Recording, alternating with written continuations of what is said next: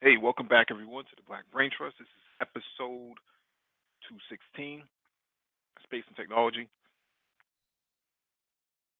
Please click the like button as you come in. Share the video if possible. Docket in the description beneath the video for you to follow along with.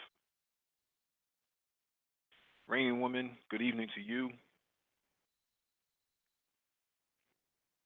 Always good to see you.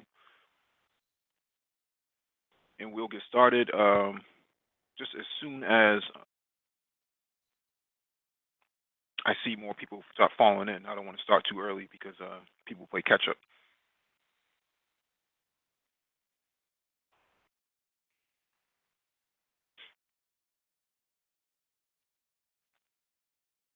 Anyways, just as an FYI, I'm still doing IT mentorship. So if anybody wants to be mentored, just drop a comment after the video or let us know during the hangout, and I can respond to that type of stuff.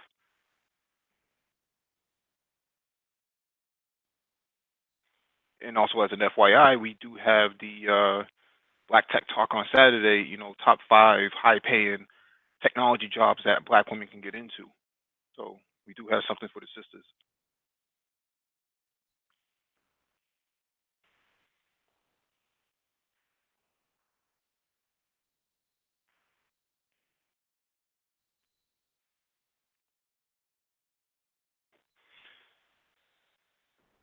De Raptor, how you doing, brother?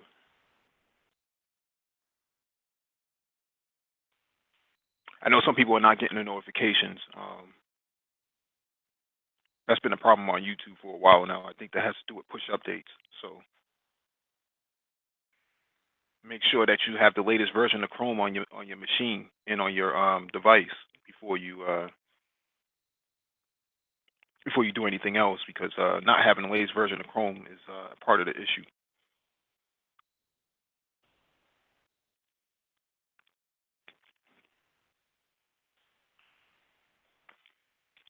I'll give you guys another 30 seconds to come in, and then we'll get started.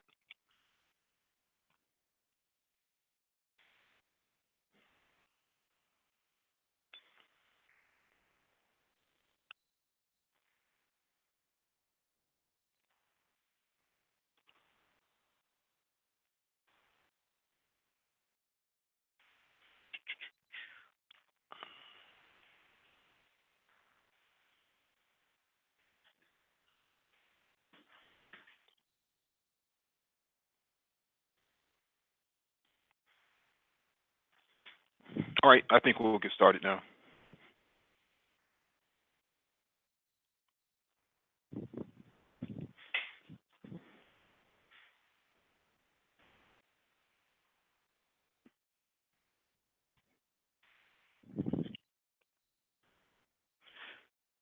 All right, first item on the docket. This one is from fastcompany.com. Top. These 15 urban design projects are reinventing cities for zero carbon future. As the world moves to a zero carbon future, cities will be a key places to transform, particularly buildings, which account for more than half of emissions in most cities. Reinventing Cities, a competition launched 2 years ago by C40 Cities, a network of mayors focused on finding solutions to climate change, asks architects to reimagine new uses for vacant and abandoned spaces in 6 cities: Chicago, Madrid, Milan, Paris, Oslo, and Reykjavik. These are winning proposals.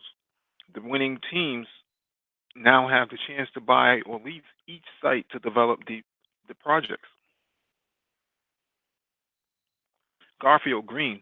On 2 vacant lots in Chicago's Garfield Park neighborhood, a new net zero carbon housing development is designed to run on renewable energy, grow food on the roof, and process stormwater on site. The ultra efficient buildings designed to passive house standards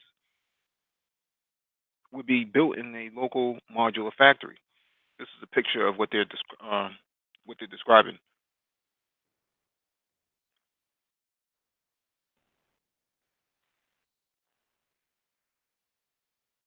does look pretty cool. So,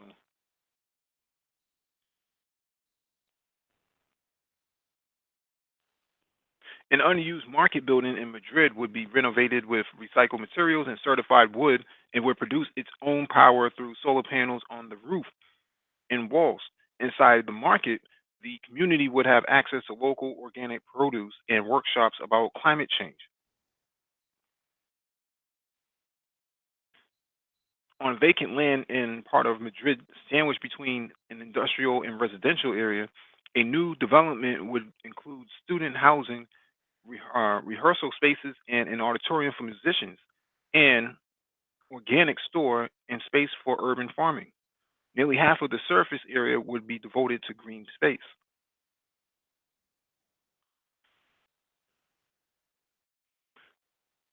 A new zero emissions student hub at Polytechnic University of Madrid with housing, sport and art facilities, and a lab for sustainability research projects would use a passive design to shrink energy use. Outside, the walls would be covered in holes to create habitats for plants and animals.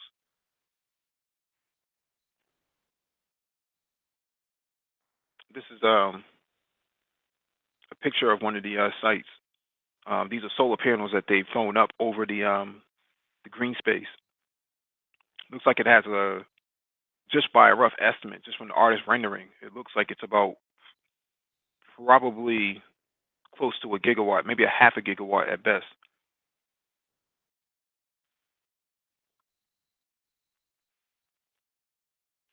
A new factory in Madrid would manufacture biodegradable zinc air batteries and run on energy from a solar farm on the property, creating more than 100 local jobs.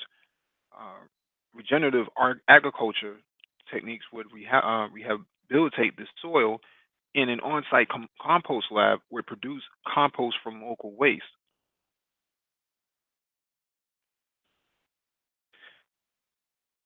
At a formal freight terminal site in Milan, a new social housing project would be the first in Italy to be carbon neutral. The design limits space for personal cars and has extra space for bike parking, charging stations for electric cars, and a neighborhood sharing scheme. The buildings would be powered by on-site renewable energy and connected to district heating. That's a pretty interesting task. On a parking lot near the central train station in Milan, a new carbon neutral hostel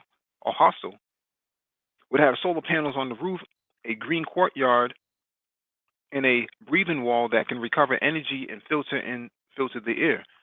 The project would also redesign the street to make it more pedestrian friendly and add green space.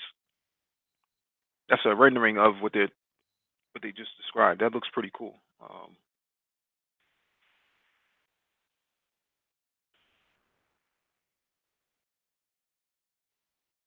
A vacant lot in Milan would be transformed into a research and education building with solar power, geothermal heat, and a plant covered path that leads to a rooftop vineyard and vegetable gardens. That's interesting.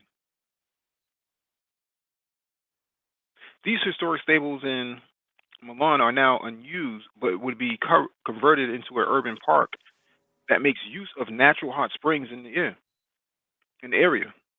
The builders would use solar panels and solar thermal panels that heat water and would be connected to the neighborhood's district heating network. That's interesting. That's really interesting. On vacant land in an industrial area in Oslo, new housing and commercial space would be carbon neutral. Building materials would be recycled from the construction industry, reducing 90% of emissions. Half of the site would be used for green space, including greenhouses. The site a host for would host a startup accelerator for climate entrepreneurs. That's pretty cool. In a parking lot in a suburban neighborhood, on the outskirts of Oslo, a new community would produce more energy than it consumes, with solar panels covering uh, the facades and rooftops on buildings designed to passive housing standards. The development would be car free.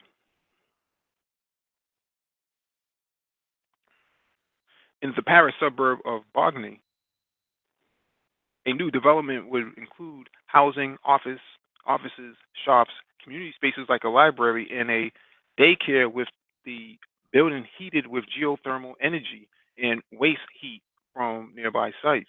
With more than 1,000 bikes, parking spaces, and shared bikes, it aims to encourage residents not to drive. That's an interesting concept. I think this is the last one. In the northern Paris suburb of St. Denis, an old industrial building would get a zero carbon retrofit with solar panels, solar thermal cells, and zinc air batteries. Inside, an innovation studio would give startups and nonprofits space to work on sustainability projects.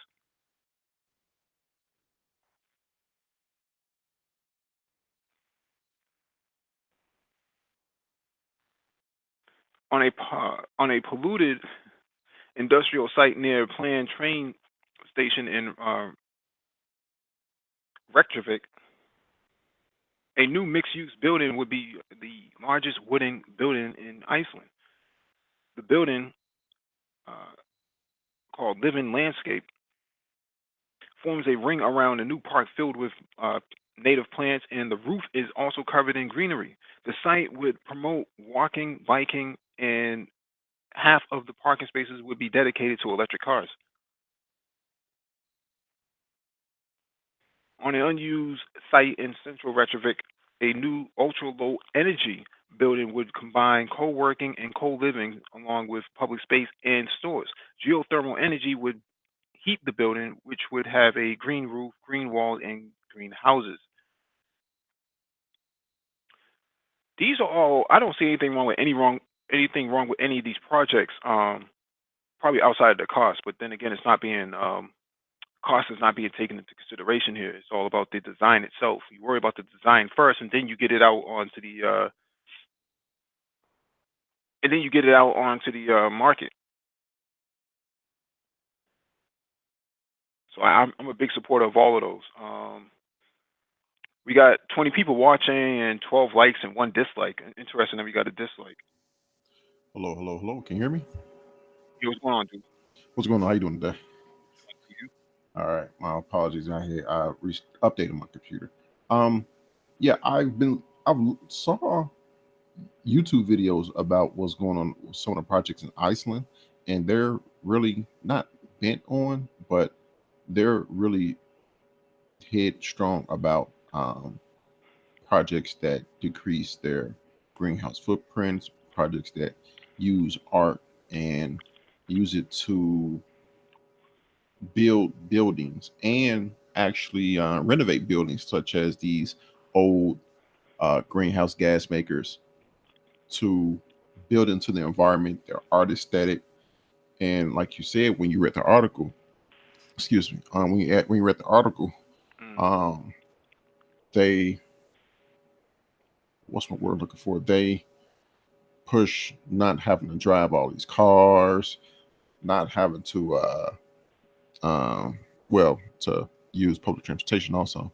And Andy in the chat says someone is a Tesla hater. Yeah, he has a point. hmm It could be a Tesla hater. They could also be a woman hater as well, because I mentioned that um, Black Tech Talk this Saturday is going to be talking about top top 5 tech jobs for Black women in the tech industry. So Now, will you be having women on there? if they decide to join, I don't have anybody in mind, but if they decide Okay, to join, they can join. cool. I don't know too many Black women in the manosphere who Yeah, want to yeah. join. So Enough said. Enough said.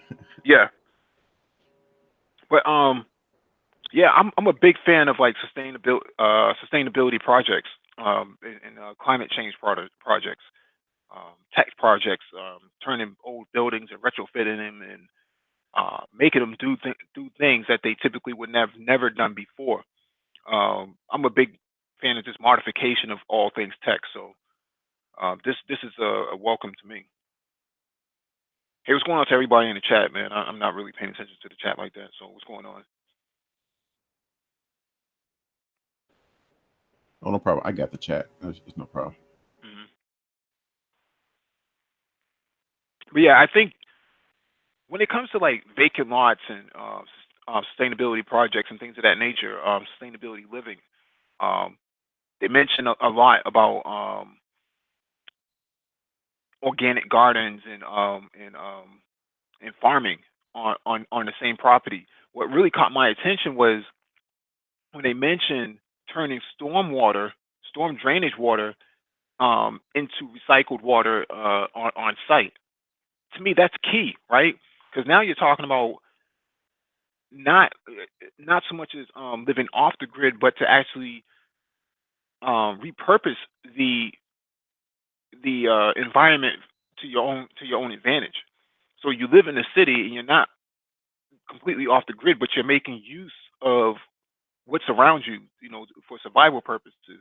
A lot of cities don't really think like this, because they're tied in with big utilities, right? Big utility companies, big water, sewer, and gas, and electric. So they're kind of always pandering to these private industries, and it's like, nah, we got to actually think about,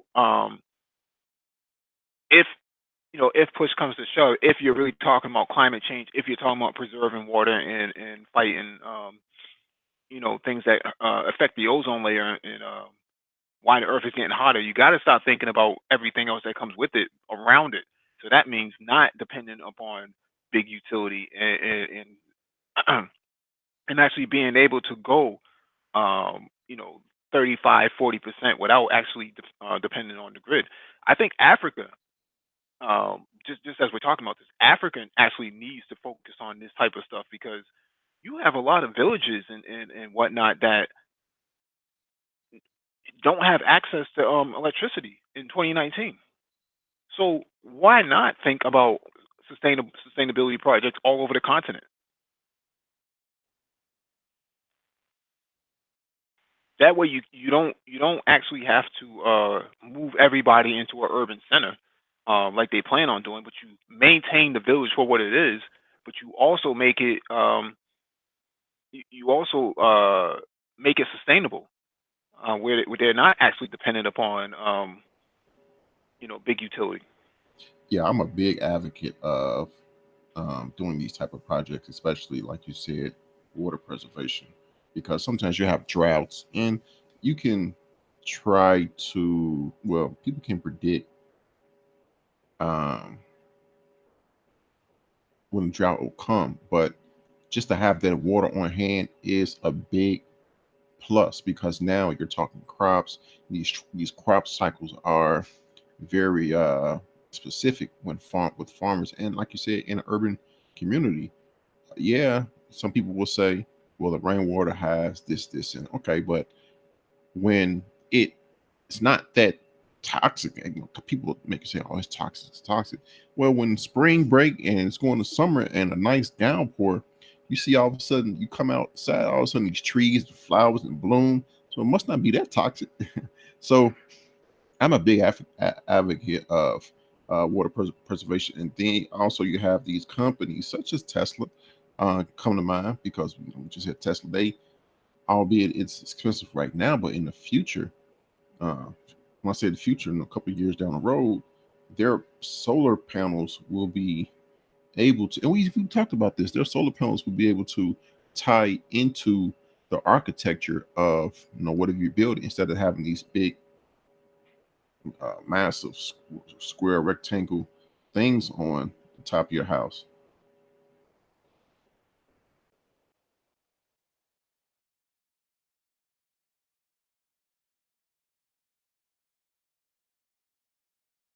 I want to say what's going excuse me, what's going on, freelance, what's going on, Nate, Ronan, Broke Genius, Andy, Ghana War, how y'all doing today? Broke Genius says he thinks about water purification a lot, so much that He thinks he will sell it to the masses one day. Hmm. You can make lemonade with it. Yeah, I think you. I don't know if you know you still muted, Mike.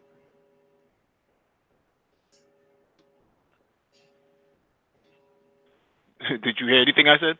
Nah. That's crazy. Not sure why that happened. Let me share my screen real quick because this is something that I see. I saw happening in Boston. So this is 888 Boylston Street in Boston. Um, this is a project that was worked on. These are vertical vane wind turbines on top of a building, and these turbines produce up to 1 kilowatt of power each. So there's, let me see, one, two, three, four, five, six, seven. So there's probably about 14 kilowatts of power up there, roughly, maybe even more.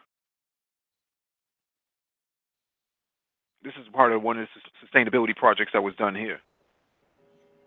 That's pretty cool. I remember those. I think I saw a YouTube video and we talked about it, or both. But those are because those tall windmills. Sometimes the wind get too strong and it blow them out. It blows the motor out. No, not the motor. The turbine out, and Hmm. they built those because it can stand. They can sustain stronger winds, and it's interesting because they have them high up on these top high skyscraper buildings where the wind is strong, Hmm. and they're always turning. So that's a lot of power, day in day out. Actually, Oh yeah, oh yeah, yeah. And that's Logan Airport. Um, but I just wanted to show the potential of something like that actually being done. At when you're talking about at the highest point. So we should probably do a hangout on sustainability living. Probably next Black Tech Talk. All right, this next one is from Wired.com. Why it's so hard to predict where a tornado will strike. It's a lot of cars, man. This week brings atmospheric devastation to the Midwest. Nearly 200 tornadoes have torn through the region since last Friday, including Jefferson City, the capital of Missouri, on Wednesday night. All told, the disasters have left at least 3 dead and 25 injured. Damage appears to be extensive as a flurry of storms cut a line from Texas all the way up through Maryland, with one twister touching down near Washington D.C. Officials are still taking toll. In an ideal world, meteorologists would be able to predict when and where a tornado is going to form, as they do with rainstorms, to mobilize emergency services and give people warning. But they face a couple of problems. For one, scientists know how tornadoes form, but they are still grappling with the momentarily complex physics at play. A tornado is essentially a swirling funnel of data that you can't get anywhere near. And two, to run models that crunch all that data, you need a hell of a lot of computing power. In this era of ever more powerful supercomputers, researchers are getting more adept at using what data they have to understand and predict tornadoes. For a quick primer on how tornadoes form, they begin with a wind shear that is wind moving in different directions on top of each other. In the Midwest, that comes from two opposing layers of air. On the bottom is moist air coming off the Gulf of Mexico. On the top is dry wind associated with jet stream blowing in from the west. Pretend you've got a bunch of invisible Ferris wheels in the air, says David Gold, chief meteorologist for global business services at IBM, which is rolling out a new forecasting system this year. If the winds at the top of the Ferris wheel are blowing from the west, and the winds at the bottom of the Ferris wheel are calm, the Ferris wheel will spin. The next ingredient is a thunderstorm. This system takes the spinning Ferris wheels and tilts them on their side. Now you got a rotation, which consumes the thunderstorm, transforming it into a tornado. Because of the geography and the unique juxtaposition of all of these different air masses, they readily come together very frequently during the spring, says Gold. That's why the Great Plains is a hotspot for tornadoes. To predict when and where a tornado might touch down, scientists have a range of tools at their disposal. They can measure wind and pressure through weather stations and watch Doppler radar, for instance. Forecasters can then dispatch storm chasers researching to gather much needed data should a tornado materialize. But tornadoes can be fleeting. Most last for less than 10 minutes, and they are relatively small and fast, at least compared to a slow-moving hurricane, which meteorologists can monitor over the long term using satellites. A tornado seemingly comes out of nowhere, making it difficult to alert public to the threat. You're never going to do it perfectly, says Gold. There's always going to be measurement errors where we are always going to have gaps. So there's going to be a lot of holes, if you will, in our estimate. So I don't want to read this whole thing, but one of the things that I always think about is because they say they can't predict it, right? They need to gather data, and it's a whole bunch of data that needs to be gathered in order to make an assessment. My position here is that we have drones now. Why not fly a drone with enough transponders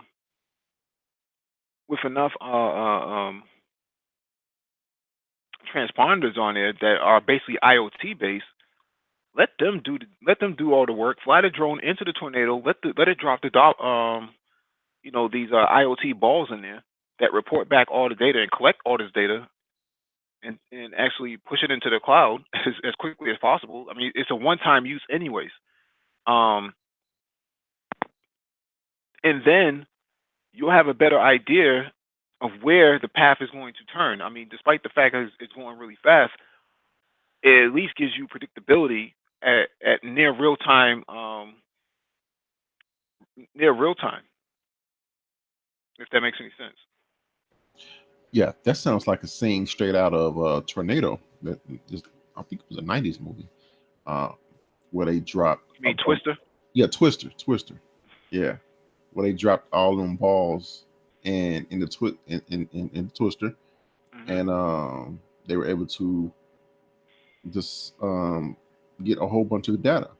And with this faster internet coming up, you're going to be able to receive that data, faster computers, crunch that data, and decide at, like you said, at a faster rate.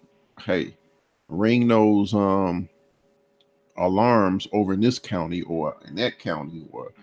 this over this that. Now you're able to save a lot more people's lives, and not only that, since you are able to identify where this tornado may go, uh, what's what I'm looking for here? Uh, More successfully, there can be first responders say, "Hey, you all need to clear it out. This tornado is going to be here in such and such time." Because even though they travel slow, they do create a lot of damage. But before they get there, they can clear those people out because Hmm. now they know at a greater percentage when or where it's going and when it's going to hit. What's going on, DE? How you doing?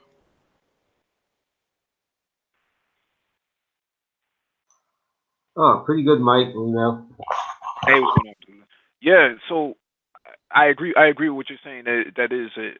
But when you think about that movie Twister and how they dropped the balls in it, those were basically IoT devices, right? They were not really connected to a network, but they connected back to whatever laptop it was or whatever machine that they had set up in the van, it was collecting data and kicking it back in real time. So they had that capability in the 90s. The question is, how do you leverage all that today with drones? How do you fly a drone into a tornado that can drop all of these little devices into there, collect all this data in real time, kick it right back out? The drone, you're going to lose the drone regardless of what it is. So you got to make use of the drone too. This is a whole another factor of technological development in an industry that a lot of black people aren't even thinking about. A lot of your hurricanes start off the coast of Africa, the west coast of Africa, and actually come through the Caribbean and back um, up the east coast. So even Africa has a way to play into this because most of the hurricanes start from Cape Verde, which is an island off the west coast of Africa, and it falls right into to Jamaica and then so on and so forth. It comes right back up the east coast. So there's a whole lot of opportunity that can come out of this, man. If you had the wherewithal. We got 25 people watching, 21 likes. Please hit the like button. Go ahead, DE. Um, yes, your idea of putting a swarm of drones into a tornado, it's good, but the two things you gotta know about a tornado is Hmm. where is it going to form Hmm. and what direction is it moving, and that's pretty hard to determine. It's not like a hurricane. Once a hurricane, you can see a hurricane forming. I mean, from the time you can see the weather building, but a tornado, it you can say that it's going to form in a certain area at a certain time of year because you know the wind direction, the temperature, the pressure is going to be good for that. But you really can't tell, where the tornado. You might have a dark cloud, and you get one huge tornado out of it, and that same dark cloud tomorrow you'll have 10 tornadoes coming out of it. So it's really difficult. Doppler radar does a really good job, but it's like watching the thing form. It's not you can't tell that it's going to form there. You can just watch it form. That's with the Doppler. But Hmm. to get those drones in there, you'll have to flood the area with drones, and then before it forms, and then while it's forming, you have to keep on throwing drones in. So you get all this information from the time the clouds start appearing until Hmm. the tornado dissipates altogether. And that's a very difficult job to do. That's the biggest headache that they would have to do that. We used to have Doppler radar. Well, not used to. Most aircraft got Doppler radar, and you can see it. I mean, I've literally been on an airplane and watched it from out of nowhere just turn red. The screen just go from clear to red. Hmm. And sometimes I've been on airplanes where the airplane would lose 1,000 feet easy with that wind shear from that cloud. So it's really difficult. You can see it forming, but you can never.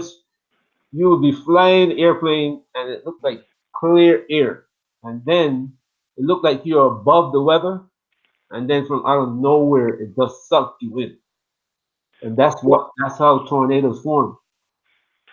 um, yeah. Truth is, I know what's going on, brother. If you want to get on the panel, you're more than welcome to get on the panel. Um, to your point, DE, what I was saying was that if you have drones that stay in the air for 36 hours, it's not uncommon that that the U.S. military keeps their drones in the sky on a regular basis for 7 days a week, 7 days in, 7 days out. Um, it's not uncommon that if you live in a tornado alley, if you're Oklahoma or any of these Midwest states, It might be a worthwhile investment to keep a drone in the air during the tornado season.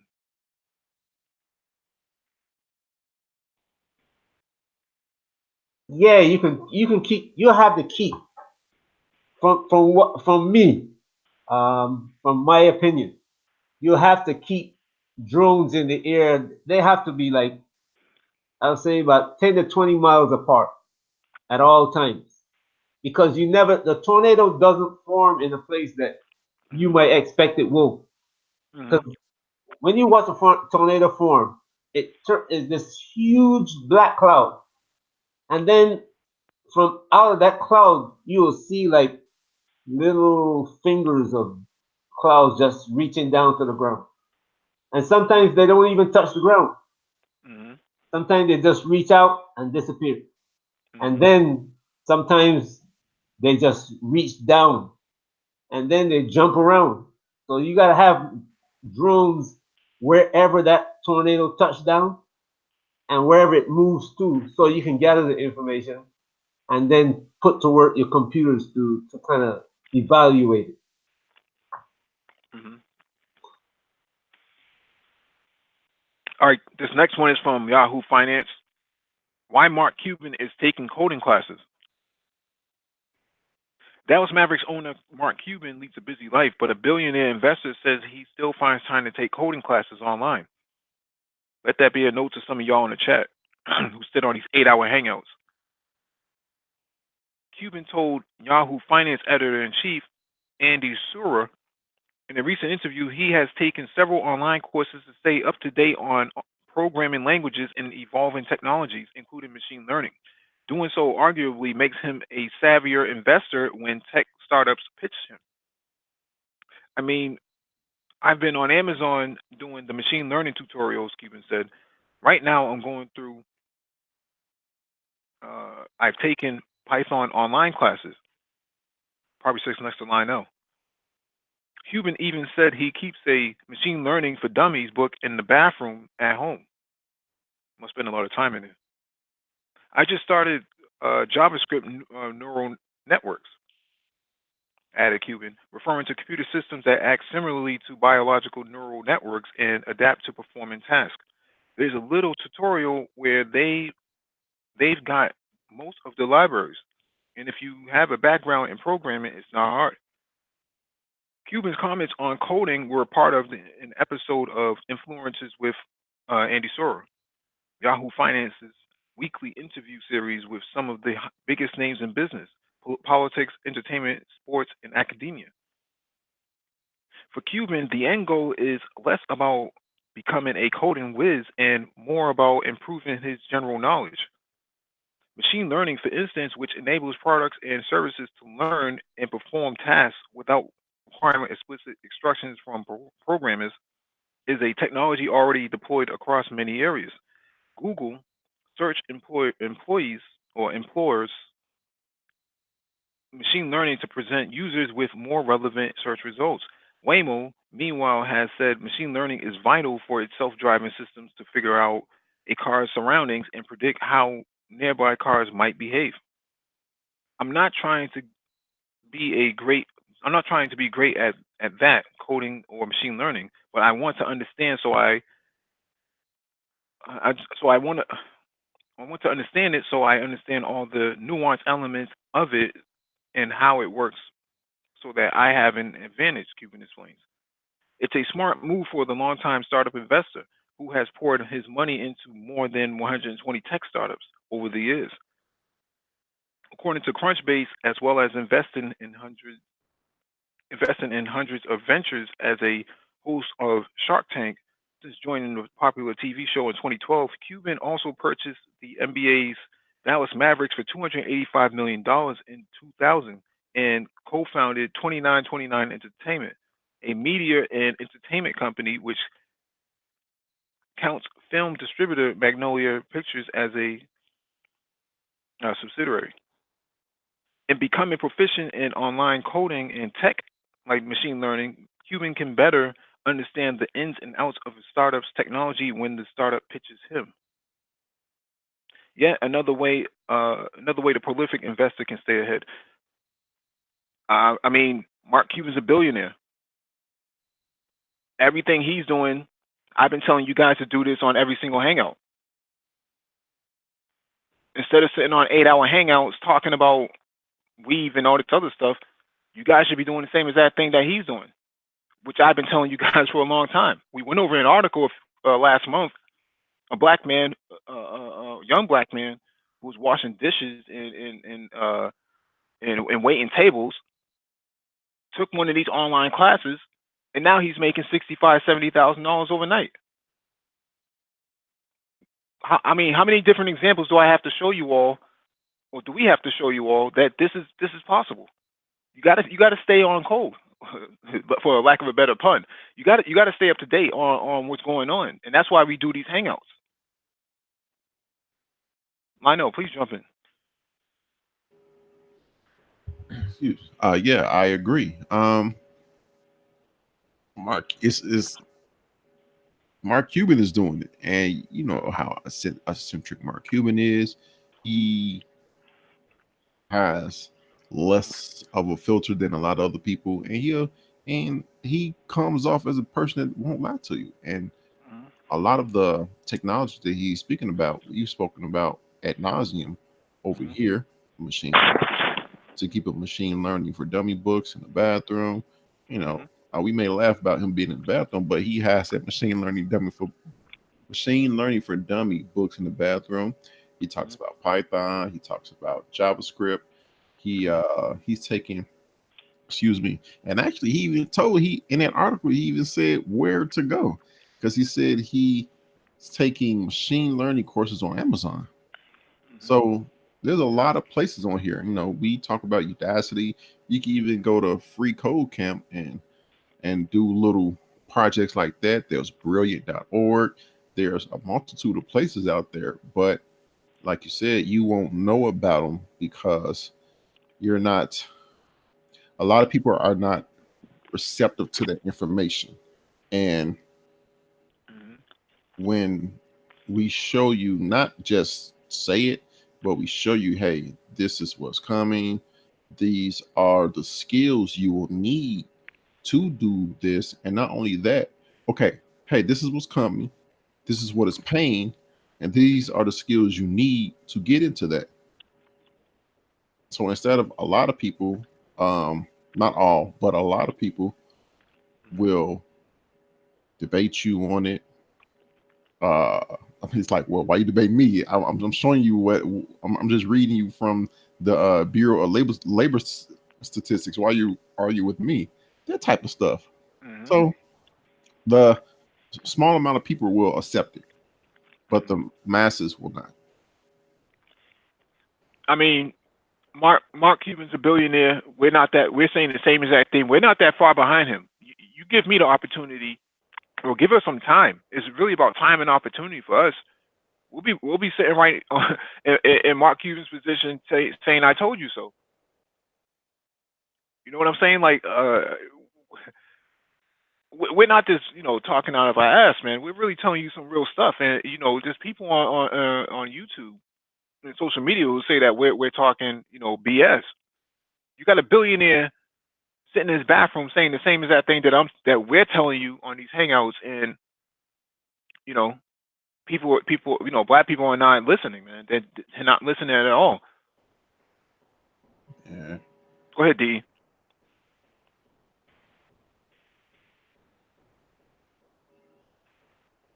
I can't add it. I mean, you and Linnell are I mean, experts on this thing. So I can't add anything to it. All I do is watch the news and Mhm. learn from people like you guys. So you guys are the experts.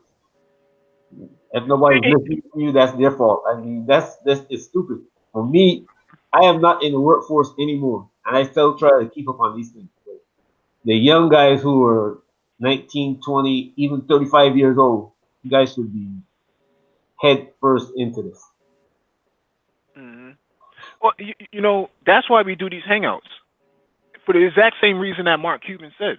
Got to keep abreast. Got to stay up to got to stay up to stay up to speed on what's going on. And what I see in the manosphere and I see on Black YouTube is that black people don't really care about that stuff, and that's frustrating. You know what I'm saying? The funny They thing don't is really. that, Hmm.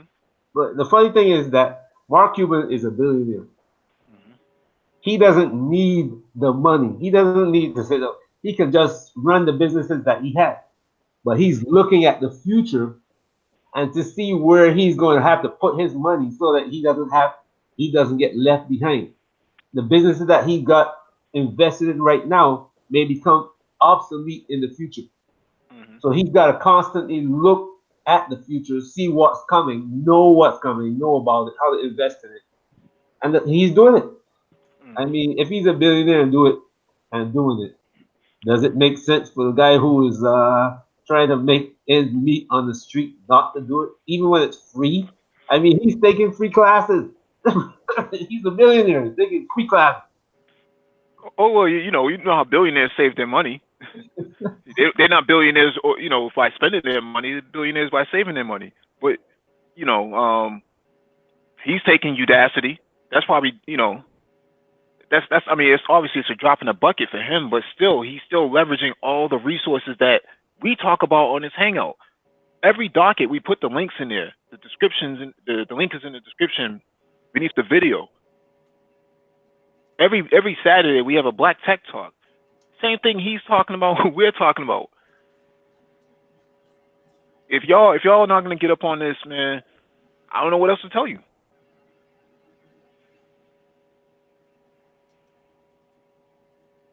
Let me get to this next article.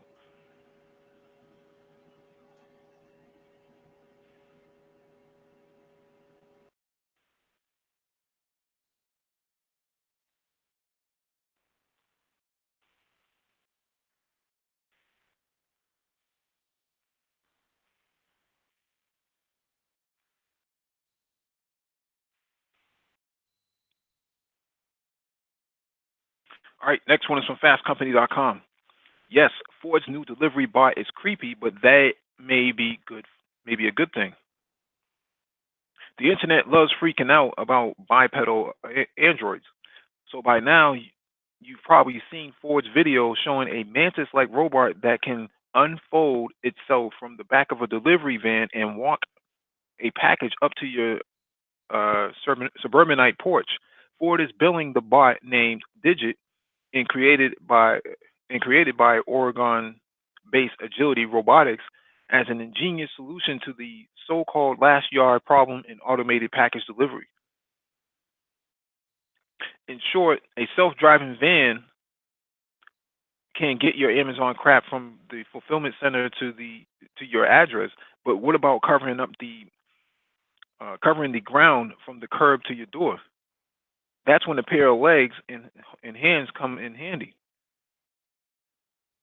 Other companies have explored the autonomous robot car partnership concept. Continental and Anybotics accomplished the same thing with a dog-like droid covering the last yard. Of course, the dog bot's lack of hands forces it to deliver a box by somewhat clumsily dumping it sideways off its back. Digi may Digit may lack actual digits. Its arms end in knobby rubberized spears, but it can deliver packages to a doorstep much more sensibly, simply by doing it the same way the FedEx delivery person would. Still, there is a creep factor. Ford's video spends considerable effort making digits seem harmless and normal. Did you see how the woman and her daughter totally didn't seem bothered by it? Me too. But let's get real. When emerging from the back of its van, Digit looks less like your friendly neighborhood delivery person than a headless mechatronic wasp hatching from an egg. Let me play the video for you guys.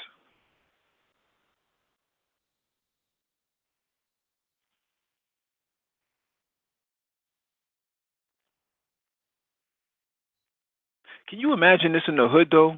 If Cabrini Green was still a project, niggas would probably jump it. Run your batteries, nigga. Yeah, this is I saw this. This is it does look creepy. But the legs going the other way, it does is a creep factor, and you can't doubt that the reason that little girl was not afraid of it because she was with her mother. She was holding her mother hand, and little babies be scared of this because on these on TV and shows, these monster shows, they have these monsters that with the legs like that, and that's the first thing they think about. This is creepy. So this, it's a first step, but I don't know how successful it'll be. They'll probably if they do bring it out in specific areas and pertain just looking just at the technology, you cannot doubt that they did it. Just looking at the technology, and obviously that's a controlled environment, obviously, but they built something like that. It's wild. Just looking at the technology. Mm-hmm. I would say that the technology is more applicable in something like space exploration. You put something like that on a different like Titan or something like that, something that's far out that needs that sort of human like interaction without actually putting humans up there. Mm-hmm. Yeah, things like that'll be needed for space exploration. Yeah, you drop. I don't even know how much it weighs or what the actual measurements are, but you drop 6 or 12 of those on a moon or something like that, or a different planet, and you let them do their work based on the artificial intelligence and data that's being given to it. Hmm. I mean, I mean, I hate to say that, but you can colonize a planet like that. Yeah, we would become in the movies when we portray these unknown species to colonize other planets. We will become them. Hmm. Just send the robots. Just Hmm. they'll work, especially with the moon because the moon is the same somewhat distance. They'll charge up at night or be on a shift, three shifts, and they just go at it, man. Hmm. Hmm. De, you have anything you want to add to this? When I hear you guys talking about that, I heard other people talking about that, and some of them are scared because they're thinking somebody's out there going to send the robot back reprogrammed. Mm. So Like what? Somebody that got the package delivered, sent it back reprogrammed or something. reprogrammed. So, but it's a good idea. But that's one of the things that people talk about. Say, Hmm. suppose we did that, and then they send it back. Hmm. What will we do then? Because they know what kind of technology, exactly what kind of technology you have.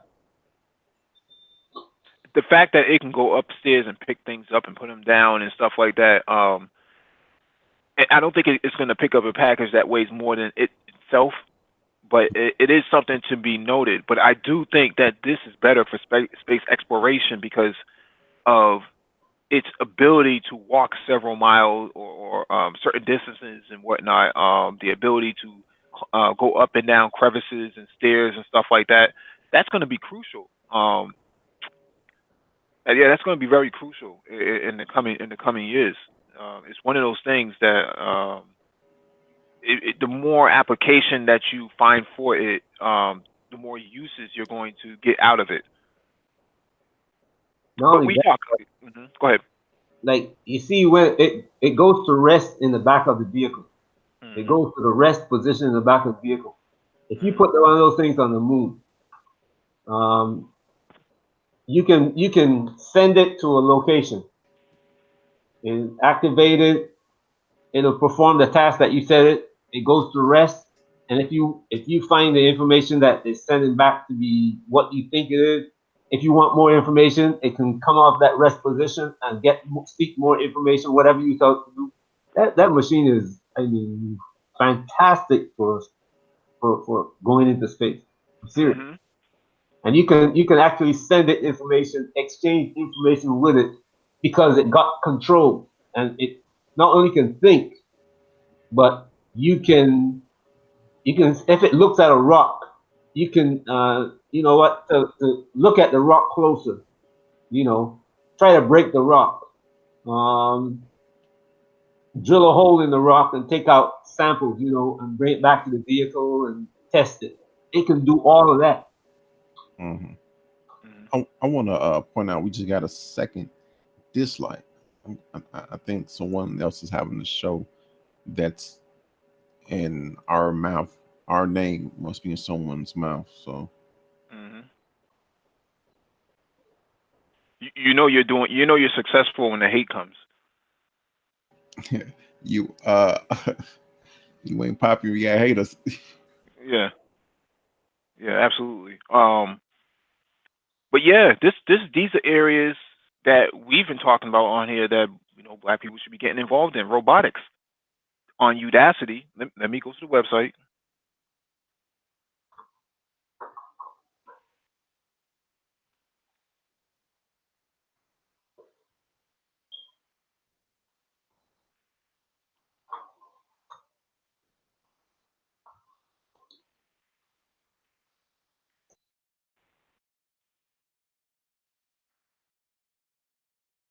And here it is right here. So become a robotic software engineer. Build hands-on projects to acquire core robotic software engineering skills. ROS, gazebo, localization, mapping, SLAM, navigation, and path planning.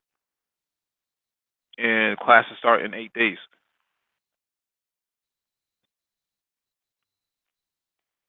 Prerequisites to optimize your chances of success in the robotic software engineer nano degree program. We've created a list of prerequisites and recommendations to prepare you for program curriculum. See the detailed requirements below. Introduction to robotics. That should be basic for everybody in here. Gazebo world. ROS essentials. So you need to know C++. So you might want to take a coding class for that. Localization, mapping, and SLAM. So again, you need C++ for that. And that's about it. C++ and Python. Both of them are somewhat interchangeable. Um, yeah, Andy, this is 100% online. Both of these are interchangeable. You got to know at least pre-calculus for this. So it's good to know that. Let me see if I can get the prerequisite details.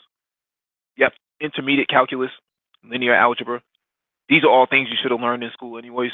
But if not, I mean, doesn't help to pick up a SAT book or SAT study guide or a GED book, and it does go over this type of stuff.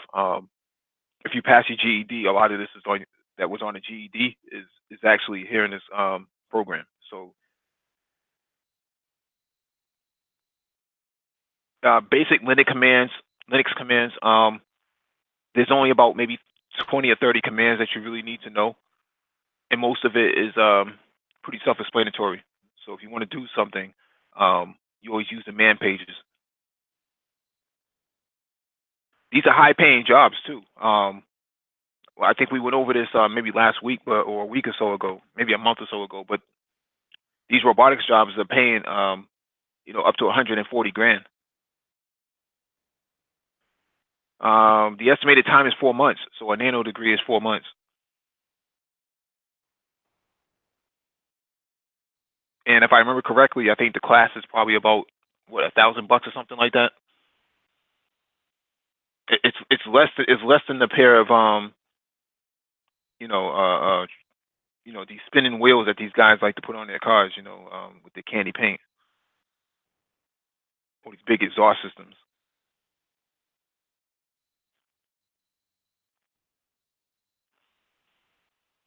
But yeah, the hate is real, man. We're getting thumbs down. So Yeah, and this degree lasts longer too than spinning rims.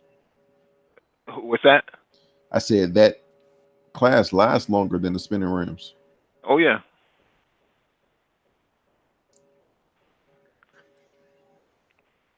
All right. Next one is from Tesla Roddy.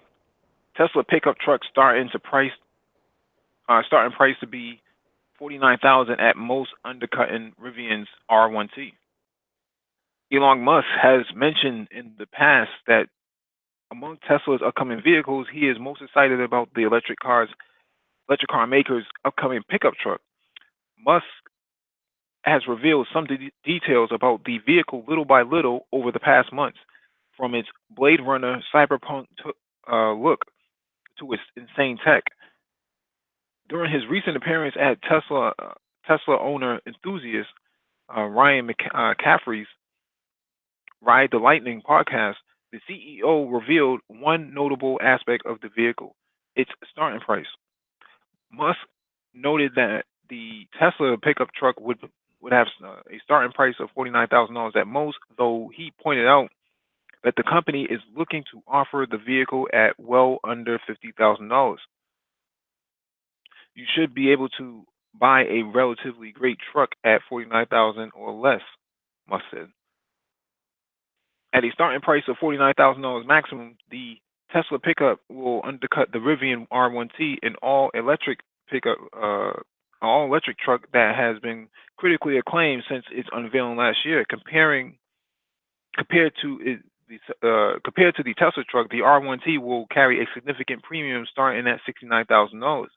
That said, it should be noted that the Rivian R1T is entering the market as a luxury adventure pickup, which could also suggest that the Silicon Valley based electric car maker is going for another demographic with the Tesla truck.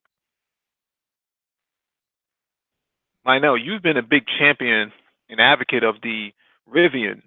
What's your take on that? Well, two things. Um, Joe Black in the chat says 50K isn't their cars more than that. I will answer that question along with my statement. Um, Obviously, Elon Musk saw the Rivian. The Rivian has gained wide applause, and a lot of people are talking about it. So, a lot of conversations in that circle. I'm sure Tesla was making a pickup truck already to undercut Rivian, which they teamed with GM and Amazon. I don't know if that deal went through or not, but to undercut them says, hey, we will not be left out this market. That, in my opinion, it says that. So, yeah. Yeah, but the thing is that they didn't just start working on that truck because Rivian was working on the truck. They were working on that truck for a long time. Right, right. Yeah. Hmm. Yeah, I was saying, I'm sure they were working on the pickup truck when Rivian came out. I'm sure they was. Hmm. Right. So, I guess my point is that I don't believe Tesla is going to actually sell it at that price. That's usually where it starts from. That's how their Model S product was also pitched, right? It was pitched at $69,000 plus whatever tax incentives. Once you started adding little things to it, you wanted to change the color, that shot up like $10,000. Mm-hmm. You wanted to add leather seat, another $10,000. Before you know it, you had like a $150,000 Tesla, just because you ticked a few boxes. Yeah, So and don't take the ludicrous mode package or the P100D package. You yeah. going up. Hmm. Yeah, absolutely. No doubt, the truck looks nice, looks good. Hmm. Um, but also we're starting to this shows that we're starting to see the electric EV vehicle, um, not concept, but the EV vehicles going into the pickup truck market. Yeah. Hmm.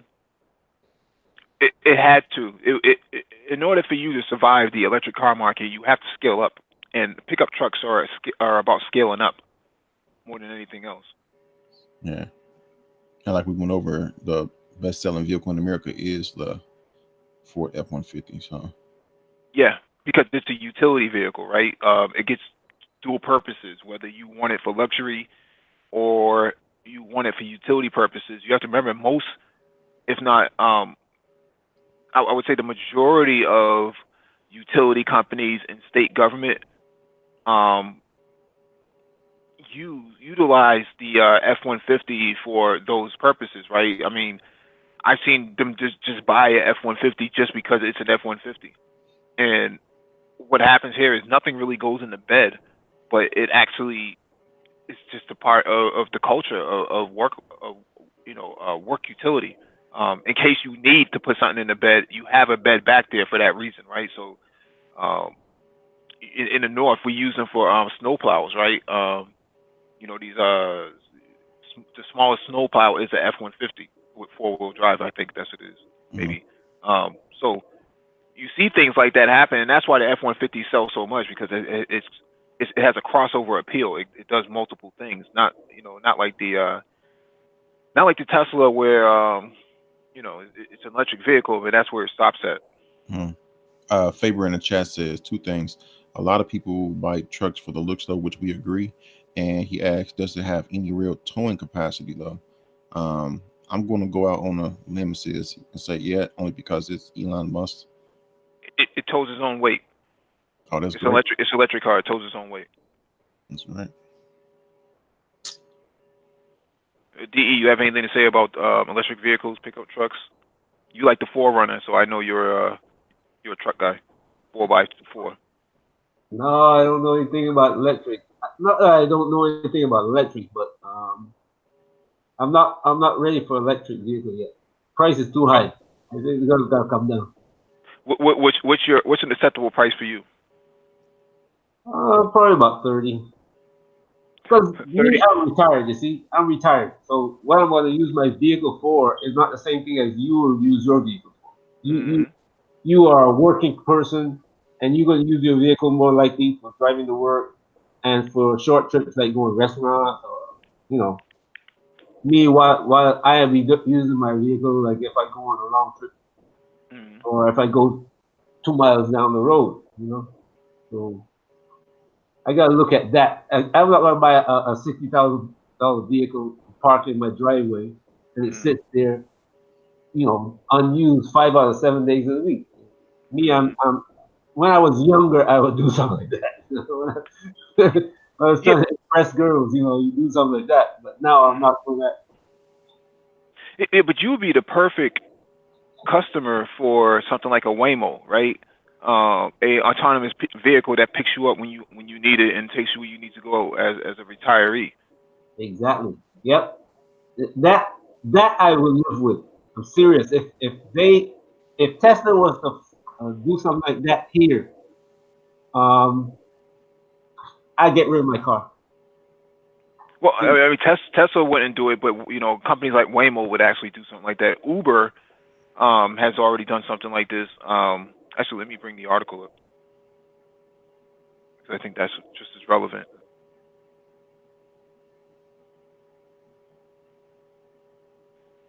Ford, I read somewhere where Ford was getting involved in some kind of program where you need a car for a couple hours. You just go to the parking lot, pick up the car, swipe your card, bring it back a couple hours later. You need it for a Yeah, couple of days. You go swipe your yes, card, bring it back a couple of days later. yeah. It's a car sharing. It's a car sharing program that they're starting. So I think Lincoln is probably going to be the first one, and then it'll trickle down to the rest of the Ford vehicles because they need to make money off of Lincoln, right? Hmm. Um, this article is from Engadget.com. Lyft has completed 55,000 self-driving rides in Las Vegas. That makes it the largest commercial self-driving program in the U.S. 1 year ago, Lyft launched its self-driving ride service in Las Vegas. Today, the company announced its 30 vehicle fleet has made 55,000 trips. That makes it the largest commercial program of its kind in the U.S. Unsurprisingly, Lyft says it's thrilled. So far, we've been very pleased with what we've heard from our passengers taking a self-driving ride with us in Las Vegas. The company wrote in a blog post. Late August, about 4 months after Lyft and its partner Aptiv dropped the autonomous vehicle in Vegas, they hit 5,000 rides. According to the company, the average ride rating remains high, 4.97 out of 5 stars. Reportedly, 92% of the riders felt very or extremely safe during the trip. It might help that program still relies on a backup driver in case the system fails, though it's unclear how often the trips require human intervention. Compared to Lyft's overall ridership, 55,000 trips is a drop in the bucket. The company passed the million rides per day mark in 2017, and it later cleared the 1 billionth ride milestone.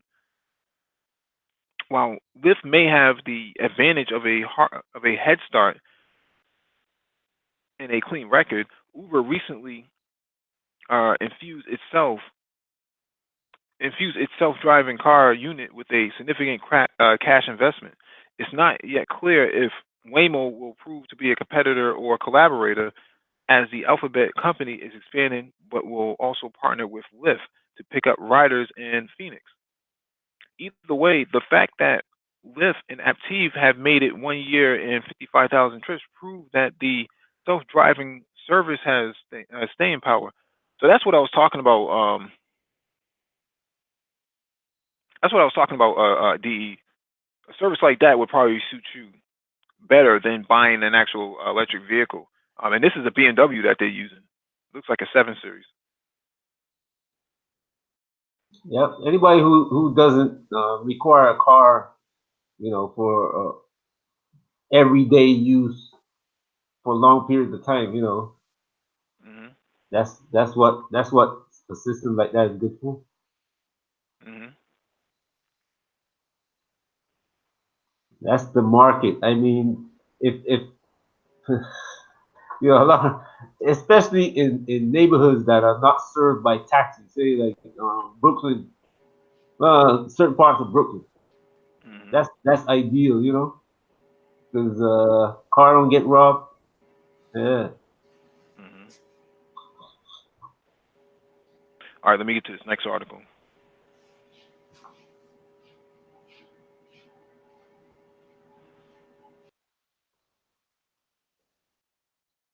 All right, this next one is from Forbes.com. Elon Musk was right. Competition is rocket fuel for the space race. With swag and audacity never seen at the time, a visiting tech industry titan and budding space entrepreneur named Elon Musk paced the hallways of the Pentagon. It was 2011, and the U.S. Government Accountability Office (GAO) had recently reported that the United States Air Force was paying about $350 million per launch of a satellite. Without flinching, Elon was promising that he would deliver national security space launches for as little as $60 million. Of course, the incumbents scoffed at him. The Pentagon staff said it was impossible, and Congress was already circling its wagons to protect its constituent interests. One person, though, the newly appointed chief weapons buyer for the entire Defense Department, took notice, and that made all the difference. Promoting competition, we were to learn, was one of the Frank Kendall's key acquisition tenets. Kendall decided to leave. Uh, Kendall decided to leverage Musk's simple promise to save taxpayer money, but what ensured was so much more, or what ensued was so much more. A renaissance for national security space and ultimately for the country. By reducing the Air Force's sole source rocket contract from 50 to only 36, he was able to direct a head-to-head competition for the other 14 launches. His unprecedented decision, directly challenging a services existing acquisition program with stable pricing and performance, sent a shockwave throughout the space business. More than 8 years later, the very real threat of competition means the Air Force currently pays the incumbent far less than half of what it paid 10 years ago. without adjusting for inflation, and SpaceX launches for are far less expensive than that. Already having saved taxpayers billions of dollars today with the Air Force's fully competitive request for proposal just released, tens of billions more will be saved in the future. In addition to those savings, hundreds of new rocket scientists and engineers are being uh, trained, and thousands of great paying American jobs are being created every year, all while thrilling an American public with spectacular launches and igniting the second space race. More importantly, the results of that momentous decision unequivocally demonstrate the tremendous value and continuous need for transparency and competition by the government for space products and services whenever possible. The impact from his one pen stroke continues to endure and will for decades to come. We were talking about space exploration on Saturday, were we not, Mino? Yeah, it's proved. We said plenty of times Saturday that more people getting into this will bring the price down. Um, and this is proof. More people are. Someone said I can bring the price down. People didn't believe it, just like people don't believe us, and he did. Price brought down. Now Mm, Jeff Bezos is. They have a little competition going on. Him and uh, Elon Musk. So they're getting into it. Then you got Sir Richard Branson, other smaller companies are getting into it.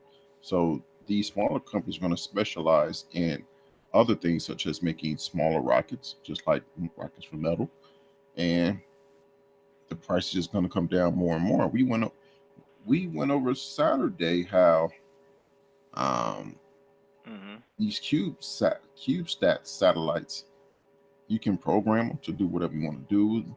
After a while, they're already right now they don't cost much, and only thing you got to pay for is that to program it if you don't know how to program it yourself and get it into space. mhm. And now you can use you can use a balloon to get it off the ground. So, Hmm. D, D, you have anything to say about or any opinion on space race? From Elon Musk's perspective, more competition is better.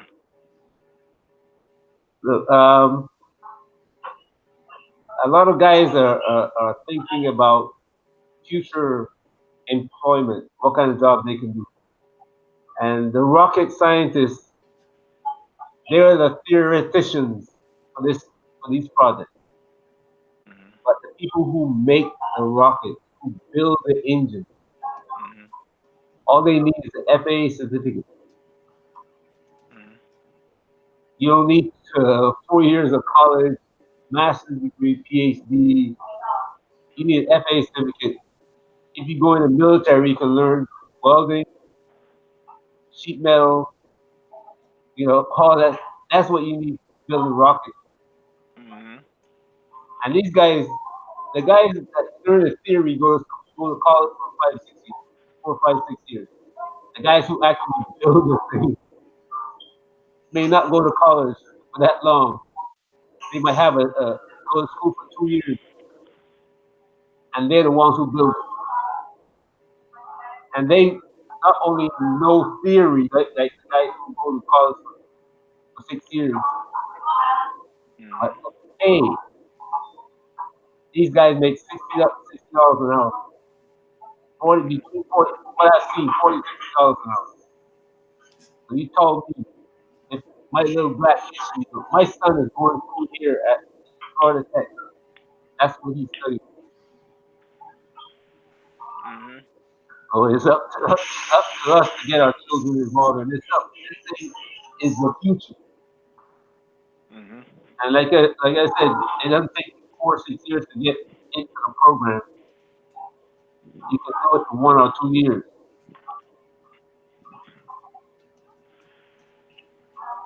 Yeah, absolutely. Hmm. All right, let me get to the next article.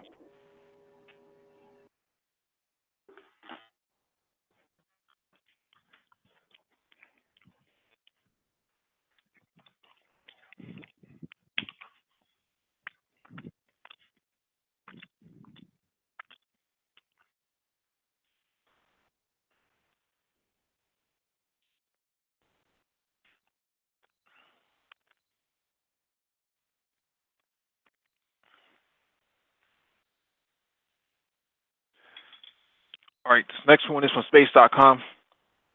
NASA just picked these three companies to build private moon landers for lunar science.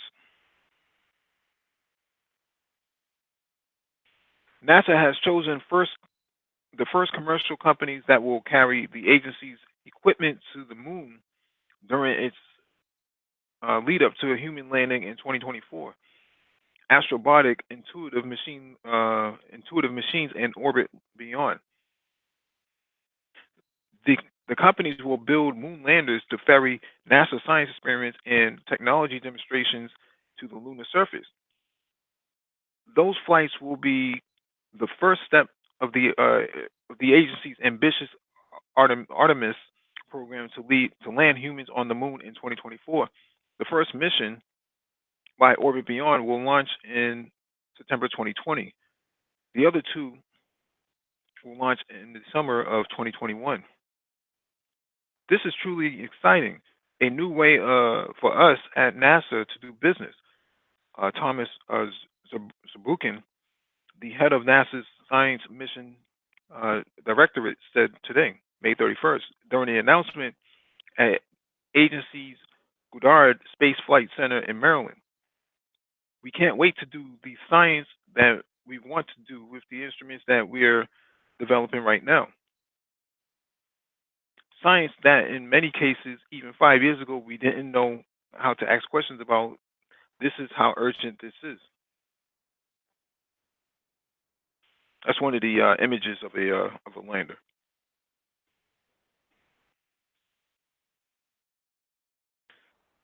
Astrobotic intuitive machines in orbit beyond will each carry a selection of NASA payloads that are intended to either to address scientific questions about the moon or to test new technology that engineers are developing to advance space exploration. NASA is providing tech companies with money to work on their landers, $79.5 million to Astrobotics, $77 million to Intuitive Machines, and $97 million to Orbit Beyond. NASA has not yet decided precisely which payloads will fly on which lander.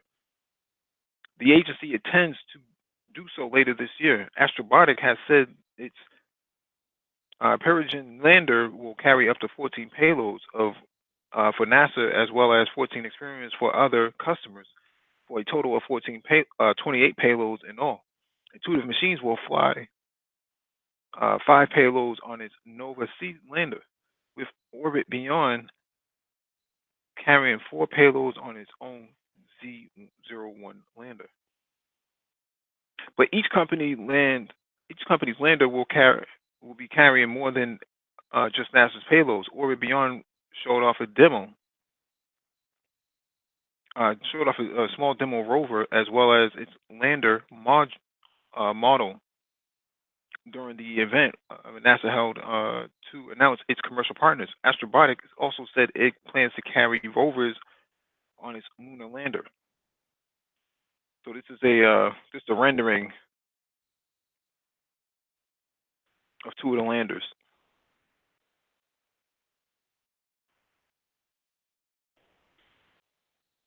This is really cool stuff. One of them looks like a trash can.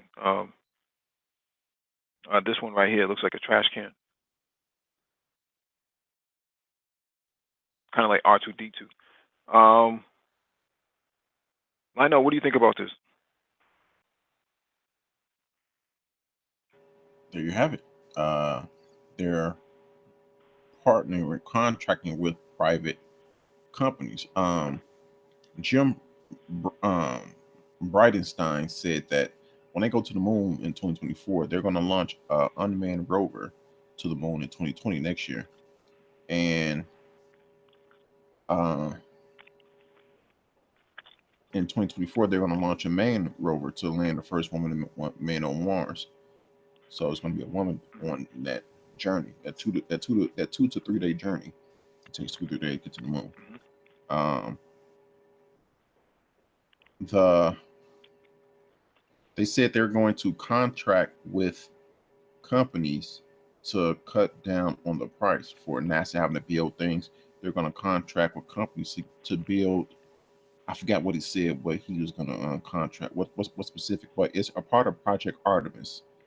That's the moon mission, Project Artemis, Hmm. and um, I forgot which ones he's gonna contract with, but also Paul Brown brought up how SpaceX launched the 60 satellites.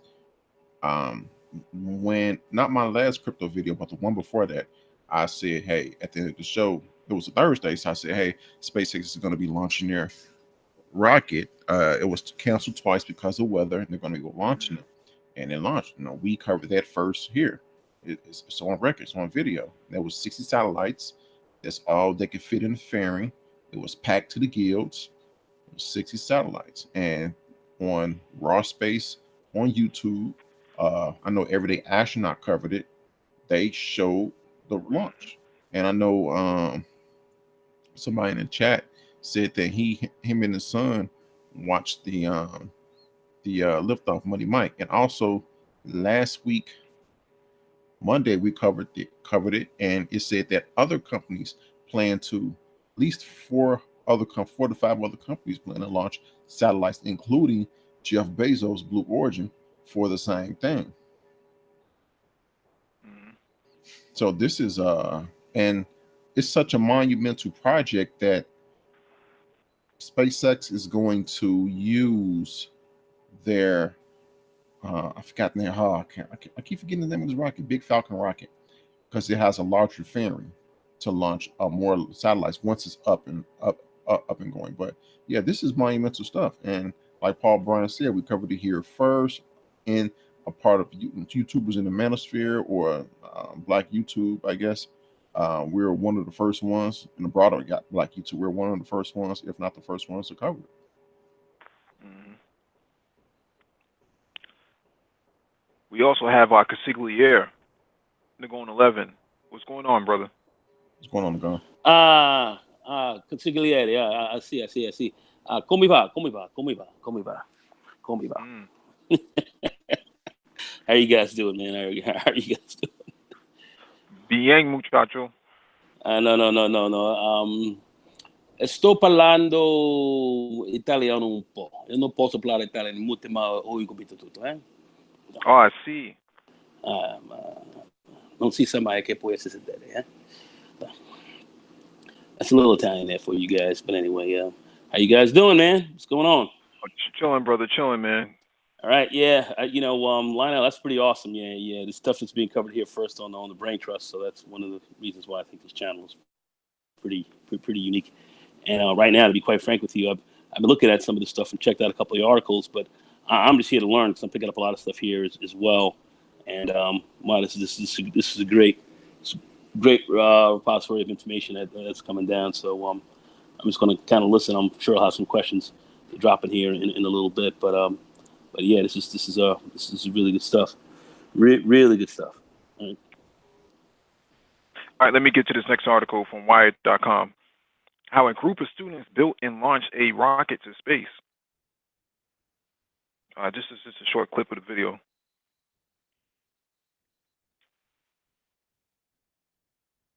It's in space, for those of you who don't understand that. A group of undergraduates from the University of Southern California became the first students to launch a rocket into space. As Wired reported last week, the rocket Traveler 4 reached an altitude of 339,800 feet and a top speed of 3,386 miles per hour. For reference, that's about 6 miles higher than Blue Origin's first flight. We were absolutely ecstatic, says operations lead Neil Tewksbury, a rising senior, describing the moments after the launch. We didn't know at that point if we had made it to space or not, but at that point we knew that the rocket had worked and had stayed intact and was still transmitting data, which was unprecedented for us to be getting data on the way down. So we knew that. So we knew the rocket worked. We thought there was a pretty good chance that it based on all of the simulations, and we were all crying.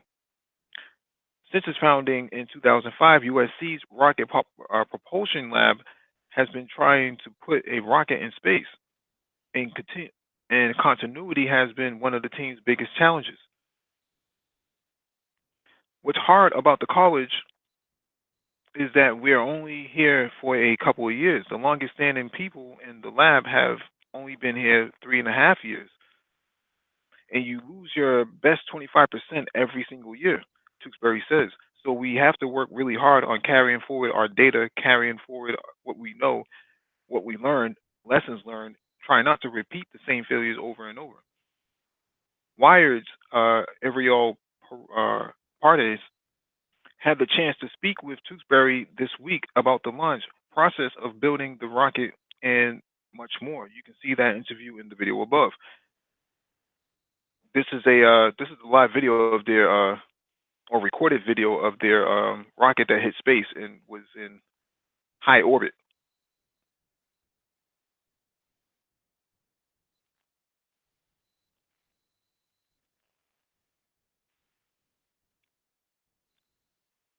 I know. We talked about this on Saturday during our space exploration and asteroid mining talk. We've been talking about this in the manosphere for probably about a few weeks, close to a few weeks now, roughly. And people have been saying, "Oh, you're, cockamamie schemes, and you guys are smoking crack. You don't know what you're talking about. This will never work." And here you have a bunch of high school students who are doing who are doing exactly what we've been saying. Hmm. Why? How come they don't listen to us, Lionel? What is going on? I don't think they have a precedence of black people actually doing this. Yes, we celebrate black people doing extraordinary things, but actually seeing that and following up in mass, we don't see that. We see sections of people doing it, not individual people doing it, but in mass. And we would say, hey, this is going on. And they come from a thought process of, well, we need to do this, black people need to do this. And then they'll turn to us and say, well, why aren't you doing it? And it, it's a it's like, wow, I'm trying to let you all know what's going. We're trying to let you all know what's going on. You spread the word. It's going to reach word of mouth. It's going to reach someone, especially Mhm. since we give you articles and not just talking about it.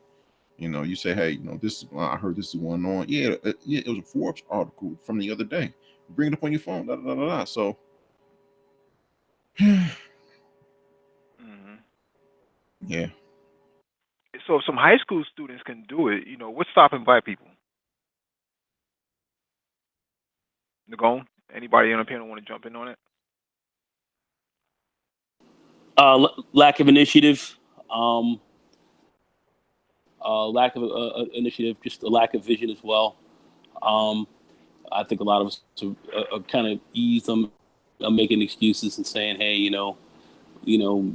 maybe even the white people won't let us do it. We may come up with stuff. We may be saying things like this, craziness, but it's more of a lack of initiative. We have to really just really put the effort forward. We do have certainly kids who are bright enough and stuff to really handle this, no problem. We just have to really just push us a lot more, um, and we just we have to push this. We have to initiate this more in our community, and getting this information out and then pushing it is helpful. But we have to really just I can get to cracking on this. yeah, I agree. No excuses. I agree. We're also stuck in uh we have a glut for all the wrong things. A gluttony for all the wrong things. Mhm. You you look up type black culture and see what you see. We have a gluttony for all the wrong things. De, you have anything you want to add to that? I agree. We have we let the anything that I remember in when I was in New York City, um, little groups of kids used to walk around smacking older people upside the head. And that's the kind of attitude that we prefer over education, and that's not the right way to go. We gotta redirect our kids' mental. I mean, I don't know the lifestyle, so that it fo- it it focus their attention on building rather than destroying. And right now, we are in a phase that is going to destroy us faster than. I mean, we were here for what? When I say here, I mean Caribbean, South America, all over the place. 400 years, and it'll take this generation to destroy 400 years of that of building. So, we got to refocus our attention on something better. And I mean, it's so easy now because the technology is making it easier for us to do. Hmm. I just wanted to link this in the chat. MIT has a program on EDX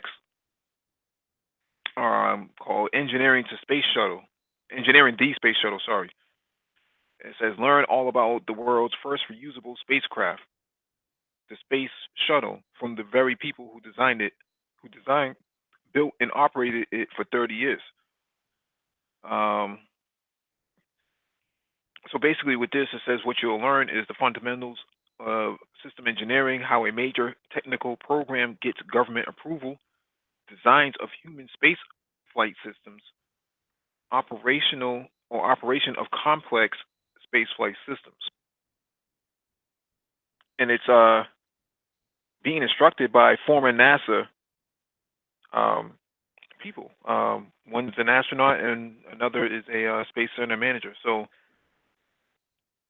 this is 12 weeks long, 4 to 5 hours per week of effort is required, and it's free.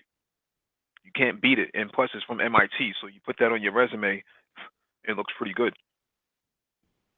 Makes your LinkedIn look really good too. So I'm gonna drop that in the chat for you guys who might be interested or know someone that might be interested.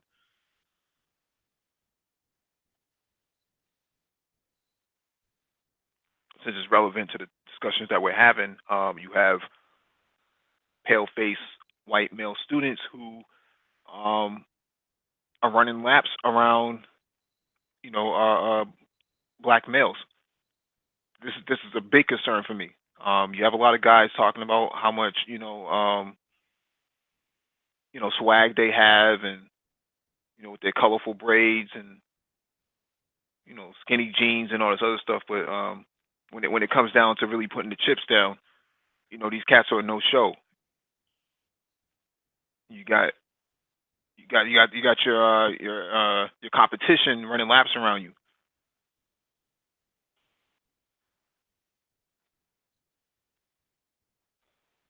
You should be Yeah, embarrassed. it's bullcrap. It's what we're putting some initiatives on. I'm looking. I'm back to tutorial pro. I'm getting back into the tutorial program. 5-star tutorial program here in the city. I'm going to be doing that again at the end of June. I'm going to be. I think I'm going to be heading out of town for a little while, but I'm going to definitely be getting back into that deeply. Just getting up to speed on some of the stuff that they're working with these kids with, and these Hmm. guys and these kids are on some. And this is in Harlem. They're on time. They're on some pretty heavy duty stuff. This space and technology game, I believe, has to be incorporated a lot more into that type of not only just tutorial but other programs for kids that are coming in for the summer, needing summer work to really get more interest in. This is something I'm going to definitely put a lot more emphasis on. So, we're talking about gravity and dealing with Newtonian laws of physics and Einsteinian kind of laws and the differences between the two, and the definition of gravity in both of those. And these kids were really getting up on it and actually dealing with some levels of equations as well, and doing some modeling with that. Really great stuff. We really need to be pushing this space stuff a lot more, and that's something that we just have to do. And that's something I'm going to certainly put more time and effort into for my when I get back to really get back into this, because that's something I really um, I miss, and I'm going to really go headlong back into that. But we really have to do that. This is very important that we definitely put this initiative here, because this is the future. I mean, this is definitely the future, and it's for the foreseeable future for the next 200, 250 years. That's how things are going to go. The black community, if we were really sharp, we would have a 250-year plan and something like this. This is how we have to be thinking, quite frankly. And it's, there's a lot here. And not only living, but a lot of wealth, and there's a lot of stuff that's going to come out of this. So got to be there. Like you say, these pale males, a lot of these guys who are sucker laid coming off like they're the butters, and that's just not true. We are highly butter laid as well, but we have to really push forth these initiatives. It's great that we're talking about it here. Hmm. Yeah, absolutely. I mean, you got guys with licking knives on hangouts and eating 12 packs of honey buns. I just don't understand the modern day black male who doesn't see any sort of enthusiasm in excellence and passing that legacy of excellence on to their offspring. And everybody's black first this and B1 that and gold teeth in your mouth and you cook people and you show reverence to this guy and that guy and you're determining who's pro black and what man's wife is, what color is. Like I don't understand these guys. I really don't understand these guys at all. Let me move on before I start roasting these cats, man. I don't got enough time for that.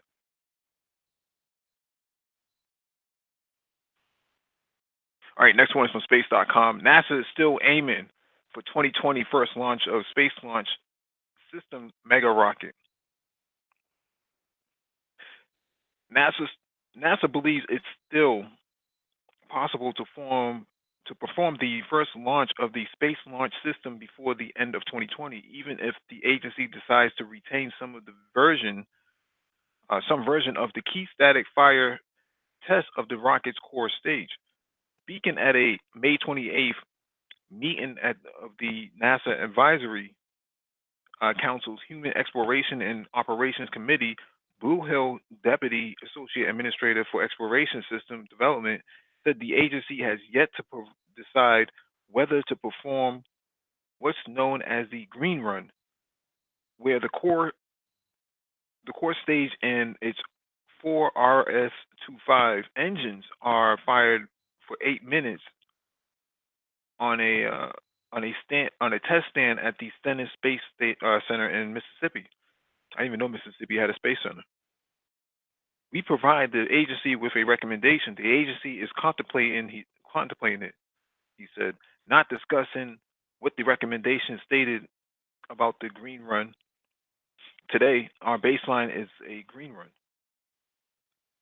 NASA Administrator Jim Brittenstein told a House committee March 27th that the agency was considering skipping the green run and instead shipping the core stage directly from its manufacturing site. The McCloud assembly facility in New Orleans to the Kennedy Space Center. A brief test firing of the stage would take place on the pad at KSC in space of the full green run test. Skipping the green run test could cut several months from the schedule of the long delayed SOS. However, many outside NASA raised concerns about doing away with the green run test entirely. There is no other test approach that will gather the critical full-scale integrated propulsion system operational data required to ensure safe operations. Patricia Saunders, chair of the Aerospace Safety Advisory Panel, said at a meeting of her committee April 25th, I cannot emphasize more strongly that we advise NASA to retain this test. One of the things I noticed about NASA is that there are a lot of people in leadership positions, but who the hell are they leading over? Lionel, what's your take on this? Can you hear me? Mm-hmm. All right. Hold on one second. Okay. I don't think they should skip it. Last week, Northrop Grumman did a test of their rocket out in Utah, and about a minute in, the nozzle blew off. Excuse me, the nozzle blew off their rocket. It was a quote unquote an anomaly. Northrop Grumman is part of the ULA, United Launch Association, with Boeing. Boeing. There, they tested their launch. The rocket was on the side, strapped down. When I say strapped down, not really mean like leather straps or anything, but it was tied down, anchored down, and they programmed it where it would go through a launch path, and you can see the nozzle um, doing doing the thrust. The golly, why am I forgetting my words tonight? The thrust rotation, nozzle turning, and the minute in, the nozzle blew off. What they're saying, I transferred that information here. What they're saying is surpassing all this because you have a window in which you want to launch a unmanned mission to the moon in 2020 and b launch a man manned mission to the moon by 2024. They don't want to rush this. They don't want to turn into they don't want this to turn into a colossal um, disaster. It's better to take the time. We NASA secured the funds. NASA know they have a plan. They're going to partner with people, private companies. Don't rush it. It's there. All the funding is there. Don't rush it. And I believe that is what they're trying to say here. Mm. All right. For that, I have one. I have actually is 2 words. 737 Max. Right. Sure. You can put everything on paper in a computer. You can see theoretically how it's going to operate on that computer because you're putting in numbers, and you can make numbers do almost anything that you want it to do. Mm. But in actual operation, what happened to that Max? Right. They And knew the engines were sticking out too far in. You have to test these things. You have to test your theories, mm-hmm. and you have to gather the information, examine it, and see. Once you run those rocket engines, you go look at the bolts, the mount bolts for the engines, for the motors. You look at the temperature of the core, and you see where you get burn marks that are unequal. Mm-hmm. You know what I'm saying? So you know where your injectors are putting too much fuel. I mean, there are a lot of things that come out of the test. Right. And I agree with DE with that, with the test launch, and the test launches are common. You'll see test launches with the entire rocket, and you'll see test launches with just the engine. But the purpose of the one, and I saw that Northrop Grumman test launch. I saw that it wasn't an explosion, but you can see the nozzle just disintegrated. And once they put the fire out, the technicians go in real quick because they put it out with an extinguisher. Once the launch path, the projected launch path is done, they go in real quick and break everything down to see what's going on, and they have to do that. If they skip all of that, it can turn into a complete disaster, and all of a sudden, your space exploration, your national governmental space exploration, can be pushed back to I don't know how long because now people are saying, "See, we shouldn't be wasting money doing this. We shouldn't be wasting money doing it." And now with these other countries such as China, Japan, Russia, they're going to get into it first. So they need that test phase is absolutely needed. Yeah, that's a great point. That test phase is critical. I mean, what we've seen where we've gone through the test phase, and I mean, I'm just going back just to literally the shuttle launch, the whole that insanity with the Martin Thiokol and the whole deal, where people knew that these O-rings would not expand or contract properly in cold weather. They tried to bum rush the test phasing on this and brought it to launch very quickly, and we had a catastrophic accident, and that set the space program back quite a few years. It really did. So that test phase is going to go through. There are going to be issues, but it's got to be done right and worked out properly over time. That's got to be done. Very important. I mean, I've seen it where we had some catastrophic mess up. I hopefully you guys kind of understand where I'm coming from on that, but yeah, that's problematic. So yeah. I would have to say Lionel's dead on it. You know what happens in Nagon? Go ahead. The people who were from that generation are now out of NASA, and you got the bean counters in and looking at every penny and time, and you got the people who are making the rockets pushing it. You got to get there first. You got to get there first. You got to get there first. Nobody is paying attention to what you just described. When everybody pushed that program, yeah, we feel secure. They were talking up the program. We feel secure. That until the accident. Guess what? 2, 3 years of investigation and congressional hearings and all that. Guess what? 6 months would have saved that. Set us back damn at 20 years. Exactly. And they blew a teacher up, man, blew a civilian up in there. But the thing about it was when they were going through the phase, there was many, and when you had the congressional hearings that went on, you had many warnings. There were many engineers saying, hold up one second, these things are not flexible. These O-rings are not flexible in the cold. And they were trying to use a lot of technical, confusing language for the public so folks couldn't really understand what they were. I was following it left, right, and center. I knew exactly what they were talking about. But yet they were trying to talk confusing about it and trying to muddle the issue a little bit. But the reality was, they pushed it through, and they had a lot of warnings that this was not going to happen.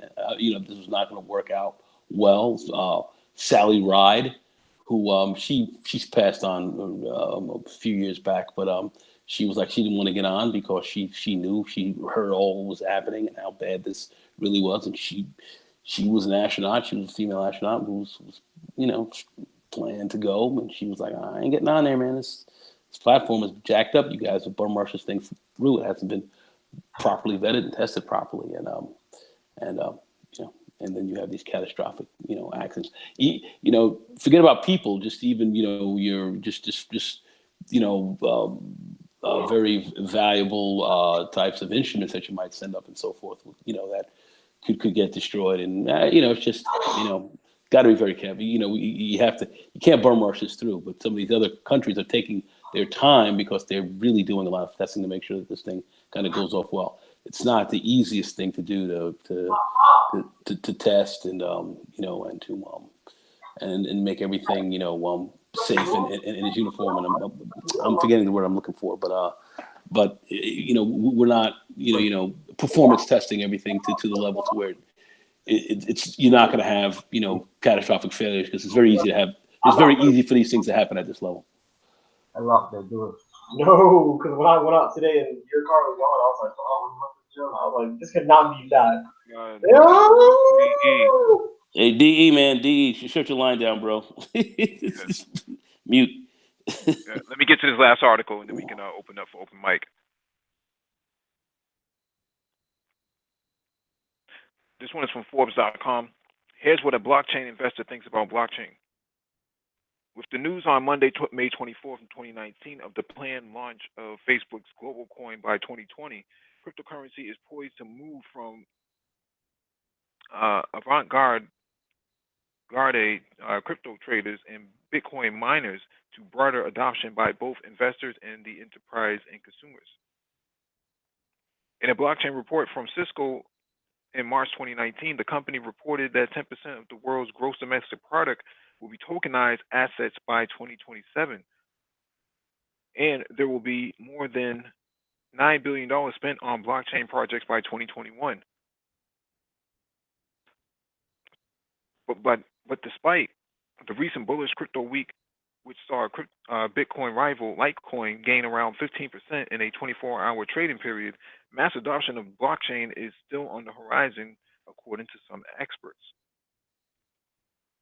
Remington Ung is a partner at Fimbushi Capital in China. Fimbushi is a venture capital firm which only invests in blockchain-enabled companies. It publicized blockchain in New York on May 13, 2019. Ung said he expected to see mass adoption of blockchain within 2 decades. Henry Liu, a former Facebook employee and now managing partner of Austin-based YGC Capital, says he believes Facebook's crypto play will threaten Bitcoin dominance and drive mass adoption. Where he adds that blockchain as an industry needs to solve real problems first before we see mass adoption. If the only argument is stateless money and permissionless store of value, then we should all be buying Bitcoin all the way, Lou said. But clearly, there are several use cases that can be built with blockchain, and many enterprises are starting to implement them.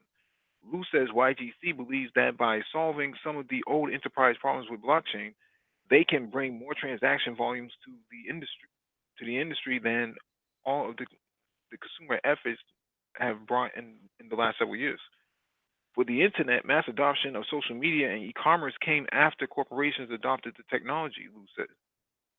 We believe blockchain will be similar and will let Zuck handle this consumer side since he already has 2 billion plus users. Lou emphasizes that YGC, an enterprise blockchain investment firm, is laser focused on solving real world enterprise problems with all the advantages that blockchain has to offer. We know that blockchain can cut costs, bring faster transactions, trust, accountability to legacy systems, Lou said. When it comes to investment, Lou said that in 2018, YGC started to explore growth stage blockchain startups they can bring to enterprises to solve real problems, and then they hit a roadblock. Most blockchain startups aren't focused on enterprises, and enterprises can't work directly with public protocols, said Lou. So we saw a need to invest in ventures that could bridge a decentralized public blockchains that desperately need transaction volumes in Fortune 50 enterprises in need of emerging tech to keep them competitive in the market. We see in the industry, we've seen the industry grow since 2012, and one of the portfolio companies had landed contracts with the Department of Homeland Security and Gates Foundation for healthcare data. So we want to take our learnings and scale it with others, added Lou. We believe the opportunity to invest in SaaS built on blockchain is larger than investing in other software businesses, has said Lou. So Lionel is our resident blockchain subject matter expert. Do you want to weigh in on what the investors are saying? Okay. Excuse me. We all agree that blockchain is actually gaining mass adoption right now. We can't deny that. You see multiple companies, Fortune 500 companies, implementing Fabric, distributed ledger technologies, the Linux Foundation. That cannot be ignored. We see that coming. We see that. We talk about these projects being implemented week in, week out. As far as the Facebook comment, I wholeheartedly disagree with them. I'm going to state the following reasons. The difference between a blockchain and a ledger or a distributed ledger is, and I don't even think Facebook is it's called Facebook's global coin. That's a stupid name. Absolutely dumb name, global coin, Facebook global coin. Fucking Well, you retarded. have the U.S. dollar, right? That that name is so dumb. What would you have named it? Not global coin. I don't know, but not global coin. That's hey man, hey, you got some global coin? What? Come on now. B um a Dusty block Beta Mail coin. that's hey Because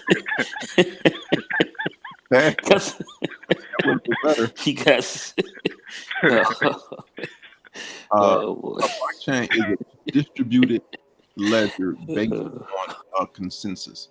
Everybody that has a copy or that is using a proof of work, whatever consensus mechanism, they all agree. Hey, that all the transactions, we agree to all these transactions is going to be put into this block, or um, all information that can be put into a block. A distributed ledger is the same thing, but it lacks a consensus mechanism, meaning different people agree on one thing.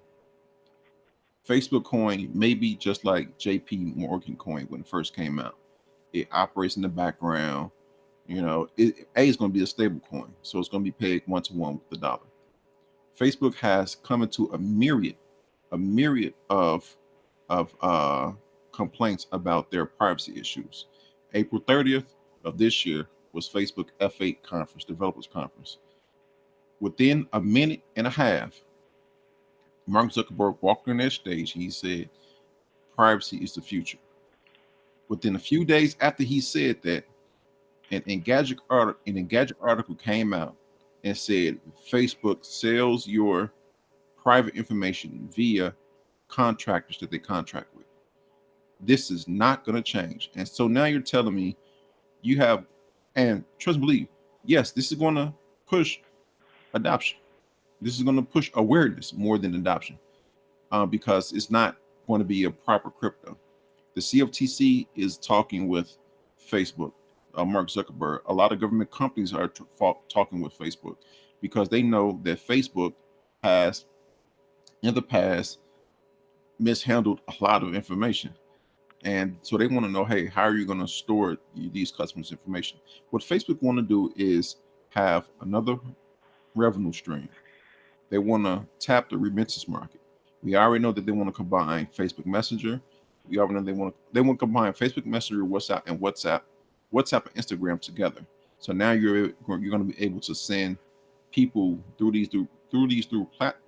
these three platforms. Global coin is going to be pegged to the dollar. Yes, people are going to adopt it. I agree with that, but it's not going to take down Bitcoin. We went over an article last week Thursday of how one developer, Jimmy Song, he said, invest in Bitcoin. And he gave his reason. I agree with the reason because Bitcoin code has been deconstructed, gone through the trimmer, gone through everything. Everybody know Bitcoin code. Everybody knows flaws. Everybody know what to do.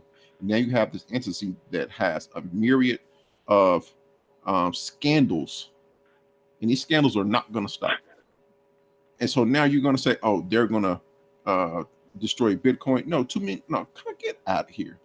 No, stop. No, it's not. Facebook will have another scandal before the end of this year. I guarantee you, because it's already bubbling up. But I agree, people will adopt global coin. I'm on record say it's a stupid name, but people will adopt global coin because they're already on the platform. They already have 2 billion users. They're trying to tap into the Indian market, whose remittances count for 2.9% of their GDP. So they already have a platform to distribute it. The problem is it's not a proper cryptocurrency because it's centralized. They're looking for $1 billion investment. That's not a cryptocurrency. That's not a distributed ledger. If you're looking for an investment in something, it's not a distributed ledger. It's not a blockchain. It's not a proper cryptocurrency, but it's going to pass off as a cryptocurrency because it's a hot buzzword today, and people are going to jump on it because these idiots out here, these not retail investors but institutional investors, they're throw money at buzzwords. So Zuckerberg is going to get his money, and people are going to invest in it, but it's not a proper cryptocurrency.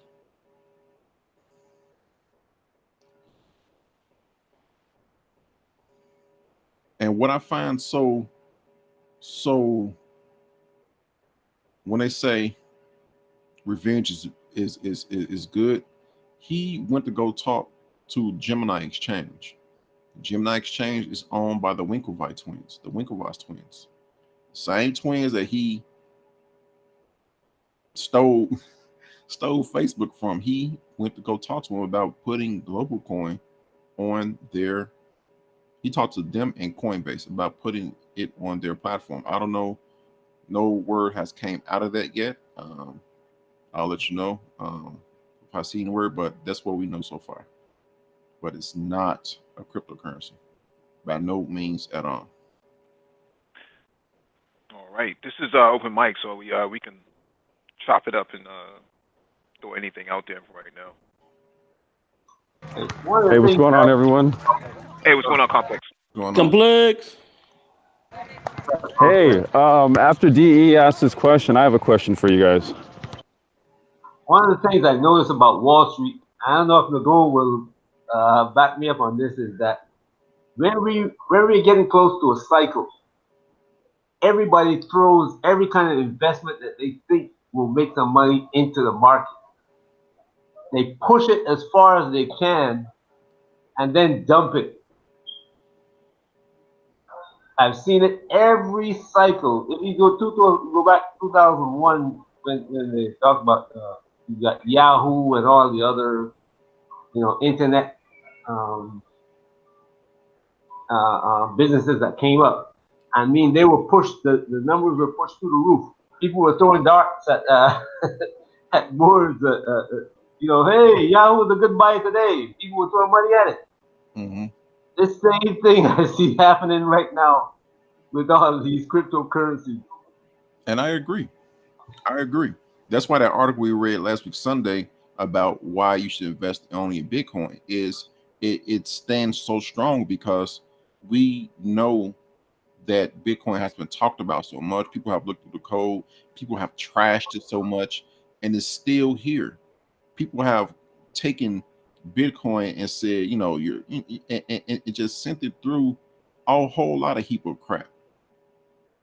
So it's still here, but these other cryptocurrencies, like the not the top 15 or not the top 25, whatever the case may be, the lesser ones, you don't know if they have a code. You don't know if they are doing what they're supposed to be doing. You don't know that. And just like what DE said, with the bubble, with the .com bubble that happened in 99, 2000, into 2001, you're going to have a lot of cryptos that are going to just go off of the map. But the bubble has not hit yet. Yeah, there was a retail investor bubble back in 2017, but no institutional investors were involved in it to the point in which institutional investors are now today. I've read articles where people are literally trying to buy 25% of all Bitcoin in circulation right now. That's 4.4 million Bitcoin. People are trying to buy that over the counter. Millionaires are actually trying to purchase Bitcoin. There's been articles that I've read that says this, that speaks to this. Yeah. Lionel's definitely correct. There's no doubt about it. A lot of this Bitcoin, a lot of stuff's going to get washed out. A lot of this junk that's out here is going to get. It's just a natural state of how the market works. A lot of this crap's going to jump in here. They're trying to throw a lot of crap against the wall, see what sticks, and a lot of stuff is going to fall out and wash out. There's no question about it. When it's all said and done, after you have a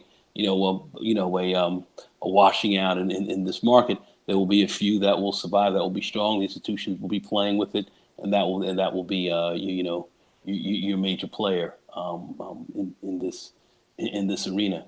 But it's got to go through this process right now. It definitely does. But there will be a bubble. There will be a massive for sure. More than 2017. There is going to be a massive bubble where it looks like everything is going to make money. People are going to throw their money because I know because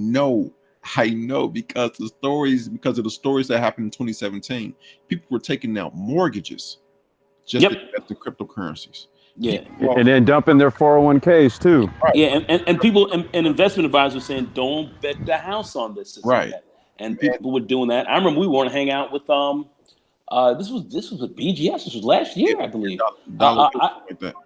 Yeah, I think Dollar Will may have been there. I think you were on it, Lionel. I believe. I don't know, but we were all sitting there saying, "Hey, listen, be very conservative with respect to this. Put your lunch money in there, but don't put your house on this because this is highly speculative." So yeah, this has to watch out. You're dead on it, Lionel. You're dead on it. And the bubble that's going to occur, the people that are going to make money on this bubble are the people that have been in this for more than a year, that know, hey, during the 2017 bull run, people were throwing money at these cryptos like they were M&Ms. People were throwing money at icons. They like, okay, I'll throw money at this. They are the ones that are going to make money because they know it. And when what's going to happen is when Bitcoin passes all-time high, you're going to look at CNBC, MSN, Fox, and they'll say, well, Bitcoin went up. And they're going to get you with these special magical words. If you would have invested in Bitcoin when it was this, you would have got 1,000% back of your money. And people are going to hear FOMO. and they're going to say, well, I want in. And all of a sudden, you're going to say, well, Bitcoin hit 30,000, 40,000 overnight. And then you're going to have these people throwing their money into these smaller, lesser junk coins that they say, well, if this can only go up to such and such money, and the people that have been in this since the long run, they're going to know this, and then because they already hold these little junk coins, is not like number whatever, because that's what happens, and they're waiting. They are waiting. It's traps are waiting. I know this. It's going to happen, and you're going to hear a lot of people, and I'm going to report it. A lot of people saying, "Oh, I lost money. Bitcoin is bad. Don't trust it." No, just because you lost money, don't mean this investment is bad. You should have just invested in Bitcoin. I don't remember. I don't know if you guys remember last month. Theo, I don't know if that people pronounce his name like that. Theo predicted. He said, "Look, Bitcoin is going to go to 250,000." And I'm looking at it and say, "Holy, if Bitcoin goes to 250,000, you know what's going to happen to the market? It's going to be 1932 again." Yeah, and those now with see, social media wasn't as prevalent during the last what you call it, the last market crashes. Now social media is prevalent. Social media is everywhere. YouTube was like a baby. Nobody went on YouTube during the 2006 2008 market crash. Instagram wasn't here. Facebook was still one of them things that was new, and people weren't trying to get on because I wasn't on it then. Now you have social media that's going to pump things up. I guarantee, because I saw it, you're going to have scams that come out the woodworks. You're going to have people that say, well, I'm the crypto expert. And they just, no, you're not. And people are going to listen to them, and they're going to dump money to these lesser coins. And then and not to be laugh anything, but it's going to happen. It's going to happen. Leno, that's true. And when the crash hit, people were predicting, and the crash was getting ready to happen in 2005. People were predicting that back then, 2005, 2006. They started seeing how stuff was being oversold. People were predicting it a good 24 months before that cycle came up and hit. So it was getting out there, but a lot of people, quite frankly, didn't want to listen to it, right? Because things were moving, things were on and cracking. People didn't want to listen. Once again, what you're saying, people are saying some of the same things. You're dead on the money in what you're saying. You're dead right. People will hear this, but they'll see some of the last people out there making some money. The last will come in. Oh shit, man! No, it's gonna happen. I can get it. I can get in before it crashes, and a lot of people are going to get lit up. So yeah. And they don't want. Oh, go ahead. I just wanted Ulysses to get his question in before he forgets. Oh, my bad. My bad. And welcome MOT to the panel. What's going on, brother? Oh, what's going on, MOT? What's going on, MOT? Oh no, dude! I literally just had a joke. I was going to ask everyone to come up with a use case for a beta male coin. Oh, man. Bro, I'm over here on my daughter's cheerleading practice, but man, I had to literally walk away, dude. I was laughing so hard, man. And there's another thing I predict. This is just my prediction. I'm gonna say it 2 more times. Just my prediction. Just my prediction.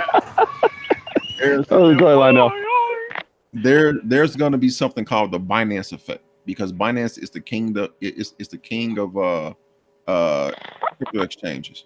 And once people get into the market, newbies get into the market, they're going to say, well, where do I buy this? Everybody's going to say Binance, because Binance is that exchange. It's bigger than Coinbase. It's going to be, but Binance, what I mean by the Binance effect is all the coins Binance hold, they're going to pump. They're going to, because it's easy to get it on the platform, and B, you see all this money being thrown around. So you're just going to invest in any other coin that's on the platform. And you're going to go to the markets and see, well, what coin. You're going to go to Binance, see what coins they hold, and you're just going to invest. And you're going to see, well, this coin is 12 cents. Hey, if it go to 50 cents, if I put $5,000 in it, it's going to be blah, blah, blah.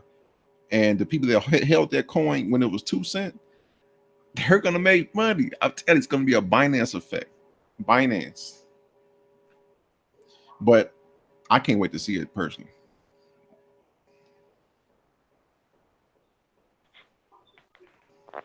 I'm not your financial advisor.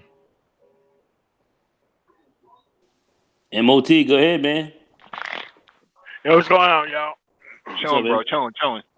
Hey man, I want to buy some of that land that you selling, bro. What's going on? I can't do that, man. Not that piece. Yeah, man. Oh, go ahead. Come on, MOT. I got some beta mail coin, man. Sell some to me. Oh man. Does it have like Super Mario? It's like the Super Mario probably with an afro, right?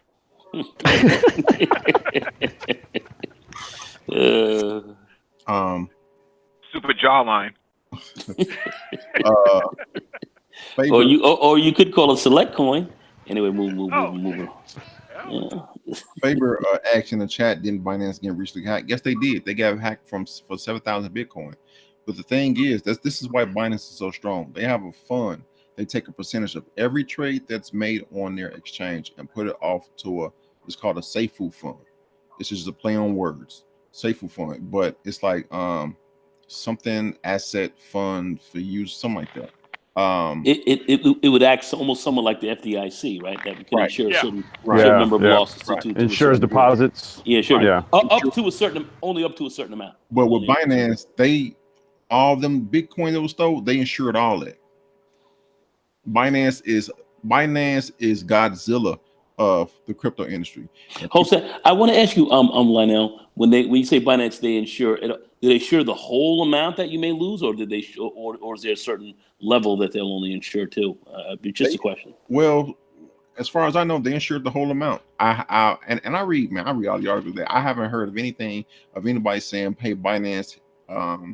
I have not heard nothing of somebody's of any reports or Twitter or nothing saying, "Hey, Binance only insure up to X amount of Bitcoin."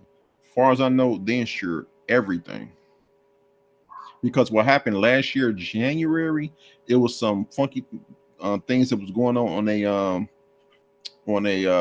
their platform. So that's why they started that fund. Well, this is kind of strange because if let's say, God forbid, something like that did happen and everyone lost their dough, they may not have enough money in the fund to cover all the losses. What do you do after that? That's why the FDIC only insures you up to $250,000. Right. Because if you get wiped out, you could wipe out the whole fund from that, and then you're out of business. So that's why the golden rule. That's the question. That's why one of the golden rules of crypto, it's like one of the top 3 golden rules of crypto. Never leave your exchange. Never leave your money on exchanges. Never. I don't care. Don't leave cold storage. Yeah, take it off as soon as you make a transaction. Take it off. That's the golden rule of crypto. It's like number 1, followed by don't tell nobody how much crypto you got. They will tie you up. They will tie you up and torture you to get that crypto. Because like we saw in South Africa where they tied that dude up. They made him talk in front of a group of people that was supposed to be the audience, and the audience was actually they were actually the stick up kids. Right. And somebody in Switzerland that got killed because they were going to meet somebody to transfer Bitcoins, and it's a site called Local Bitcoins. People were being arrested by the government officials because they were trading so much Bitcoin. This stuff goes on, man. This stuff absolutely goes on. Hey, MOT, you have something you want to add to the discussion or anything you want to ask? Oh, man, I'm just kicking back for right now. Just kicking back. No, it's always good to see you, bro. It's always good to see you. Oh, yeah, same here. Yep. So I just want to remind people in the chat who are listening. We do have a Black Tech Hangout or Black Tech Talk on Saturday. Top 5 tech jobs for Black women. That's going to be going on. So if any women who are listening to this want to partake in this, make sure you drop a comment after the stream is over. I think that's a first. There's always going to be a lot of firsts around here. Well, yeah, I was going to say that's apropos, right? Good. Yeah. That's a good one right there. I got to give it to you. That was a good one. Yeah, it should be pretty good. It should be pretty good. Hey, anybody buying Kentucky fried chicken? Yes, see that article I sent you guys? Chicken skin. What's going on with KFC? Yeah, the Kentucky is selling chicken skin now, bro. They sell the skin? Chicken skin? You didn't see that article I sent you guys? Yeah, I missed wait. that. I saw the email come in, and I saw something about chicken skins in KFC, but they're literally selling the skin of a chicken. That's going to go over huge in the hood. Oh yeah, man. That's like that's like I'm gonna get you sucker when Chris Rock was like, let me just get one rib. No, yeah, I just get one rib. Yeah. That sounds specially designed for El Negro. I don't know. Let me get just the chicken skin, just the skin of a chicken. No, just the skins, baby, just the skins. Just the skins. Oh no. They gonna put it in the sandwich next. That's a coon diet. KFC got some of the worst chicken on the Coon diet. Damn. I saw that one. I just had to put it on the email list, bro. I just had to do it. I was dying after. Oh, that's what. Did you see King Damiete's response in the chat? MOT, the reptiles are gonna eat that up.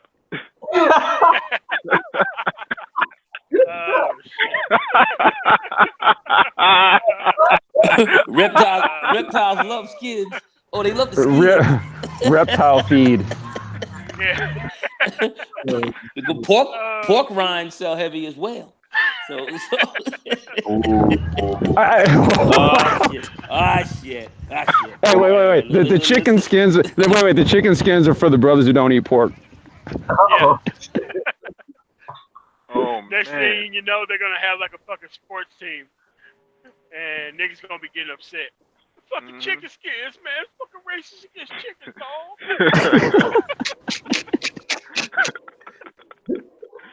Skin them alive. MOT, you a fool. Oh man. Oh no. Well, I think that's a good show right there, boy.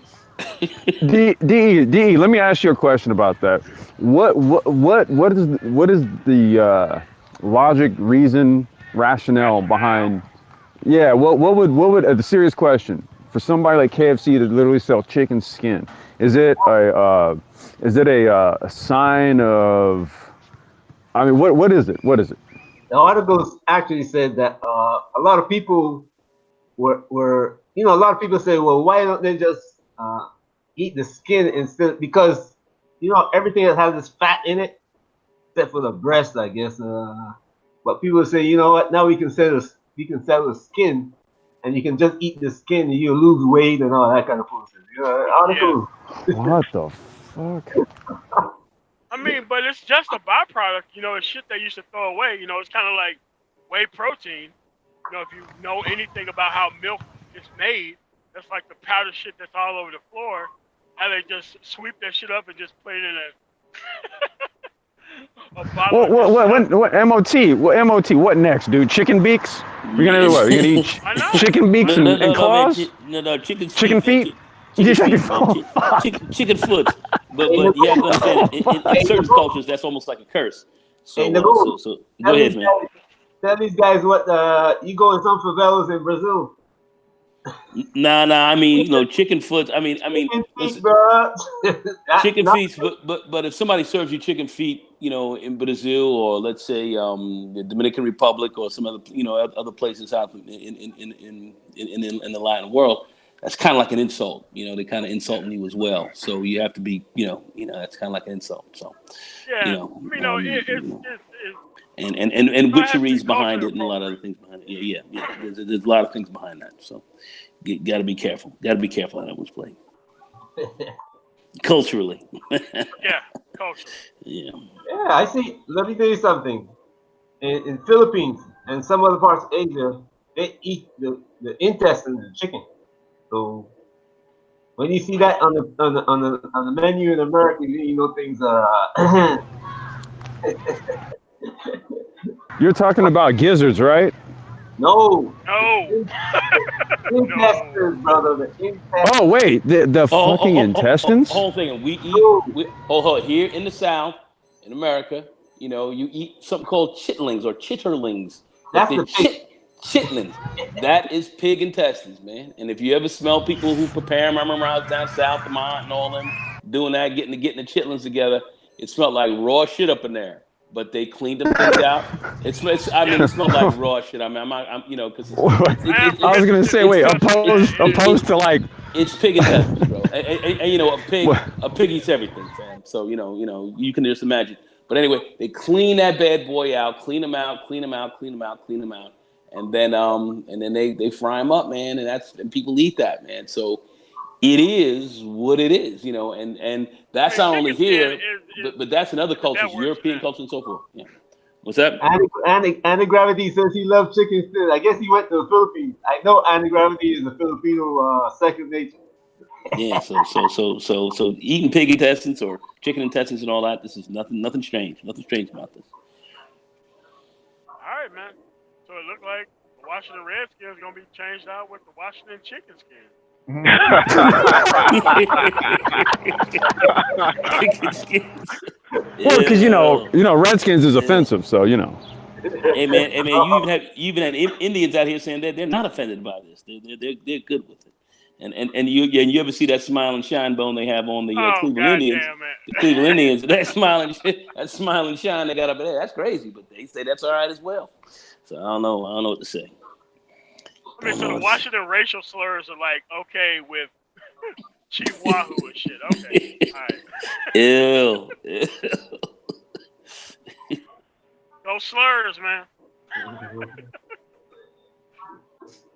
Oh well, shit. now I know what I'm gonna spend my beta male coins on: some chicken skins. For real. Chicken skins 2 for 1, baby. Oh man. That's funny. Oh, you finished. Hashtag stand G.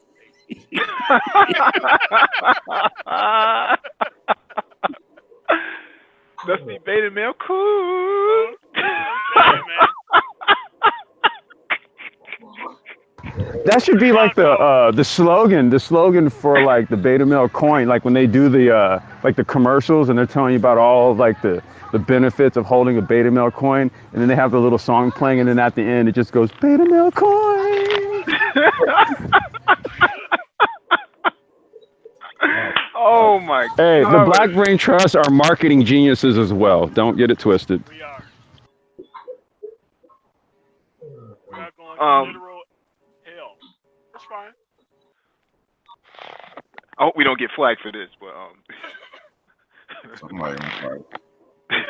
I mean, they already given us thumbs down, so it's the first time I ever. No, man. I gotta keep myself on mute. Y'all are fools. I'm sorry. That's all I gotta say. Oh Mike man, started it, man. Mike started it. it, well, this is the manosphere. Anything goes, right? They shouldn't put themselves out there. I mean, they put this type of stuff out there. We just we just capitalize off of it. But any of you guys got anything you want to bring up over the emails that been sent out, or any pertinent news? No, not really. I mean, I just hope this stuff in the Middle East don't pop off. You Mm. know. Hey, MOT, you run a trucking business, right? Yeah. How's business? since the tariffs and things like that have been going on. Not good, brother. Okay, I asked. Okay, all right. Well, I can go over it with you. Youngstown closed, right? That's probably about Mhm. 3 mil out of pocket. All right, you got Detroit gone, probably about 1.5. You got no more Payless. Sears cut back. They're kind of coming back. Yep, a lot more money Dang. coming out of there. So yeah, man, it's fucking up. That's why I'm getting into real estate and doing other fucking shit, man. Because this shit is not. I mean, because right now the Mexico shit with the tariffs that could start on what is it, the 6th or the 7th or the 10th? Uh, all those cars and all that shit coming across is gonna fucking skyrocket. Man, I'm not even trying to go through that shit again, man. That's why I'm trying to transition into other things. Yeah. Why is he shooting himself shooting the U.S. in the foot? I would say not himself, but the U.S. No, Economy in the foot. and it's most of the white economy. Like most of the people down like he thinks that this is a good thing. I don't get what he I'm thinks telling is you, so this good about. guy's a moron. I tell you, he's a He's got moron. to be. It's got to be marketed as a good thing, man. It This has to be guy's marketed as a this good thing. guy's a moron. He's not on top of this, man. These guys are screwing up, and he's got a bunch of morons around. This guy's a moron. I tell you, he's trying to blow up the economy. He's trying to blow Well, it up. isn't his financial isn't the advisor what's his name? He was the guy that was on Fox News just not too long ago, and this is the dude who's running economic policy for the U.S. now. I mean, I don't know if you're pulling a pundit off of Fox News and putting him in the place of running the U.S. economy, especially at this point in time. I don't even think that was the right move. Well, No, it's just that they don't. well, It's okay as long as his market of real estate isn't being harmed. I think he's fine with everything else being destroyed. And that's what it looks like because there's a lot of people in like West Virginia who are pissed. There's like Youngstown, it's kind of like the fourth or fifth largest. Like, hey man, there's about to be a lot of that property that's about to go under because that place employed the whole city worked there. So when you close down a facility that large, it took down like 3 large trucking companies of like 300 or 400 trucks. So and they That's all a work lot for of that one stuff city. not being moved now. Yes. Yeah, I made a video about that. I put a video on YouTube about that. Oh man, there was one guy out there crying. He said, "What is going to happen to me as a man?" Because there's nothing else Yeah, between Youngstown and Cleveland. Dude, there ain't no jobs between Youngstown and Cleveland. mm. Maybe Well, in LeBron. Akron. Yeah. Yeah, LeBron leaving doesn't help either. He took $250 million out of the economy once he left. Yeah. Yeah. You think about the price of vehicles. The cost of the parts. yeah, By the tariffs. If they're talking about 5% increments every quarter, and you're talking about this going all the way into the election season, you're talking at least 20 to 25% tariffs on those goods. So the 25% markup on the vehicles.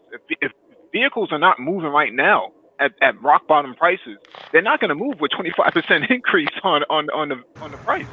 Doesn't matter I what mean, kind of rebate you offer. You can cut discounts, you can cut all that all you want, but if you factor in interest rates plus like again what you just said, dude, the cost of like parts and everything else rising up, there's no point. You can't save yeah, it. yeah. But they moved what was left of the manufacturing that was in Detroit down to Mexico. So now they're about to get hit with bringing cars back into the United States. So what they do is they ship parts from Kentucky down to Mexico. So they make the cars like right over the border, and then they ship the cars back. But with the coming tariffs, dude, they gonna get wiped out again. Like, oh, Well, from what I've read, and we talked about this on Friday last week on the economics hangout, they're talking about Mexico is talking about bringing in Chinese vehicles now. BYD and all these other sort of off-brand vehicles to subsidize the cost because they're going to have these vehicles that they produce, but they can't move across the border because it's too damn expensive. Yeah. Because of the damn tariffs. Right. And remember, we have quite a few automotive manufacturing plants in Mexico right now. The GM and them But have right there. It's crazy. no, just about all. No, go on. Just about all. Bentley just opened a facility in Yeah, Mexico. yeah. Volkswagen has a new facility in Mexico. Yeah. That's what I'm saying. I'm saying this guy is a fundamental moron. You see, you have to. No. He finished. Mhm. You have to think three-dimensionally to be president. You can't be limited. You can't be a limited thinker. You can't be a dumb bastard in this office. You can't. It's just the game is too complex now. There are too many moving parts. You have to have a certain level of intelligence to play in this arena. You have to have it. There's some bitches that doesn't have it. Now he may get reelected. However, it's going to go on because the economy is going okay in spite of this guy. But this next term things are going to get rough. So It's gonna I'm just get saying. so. I'm like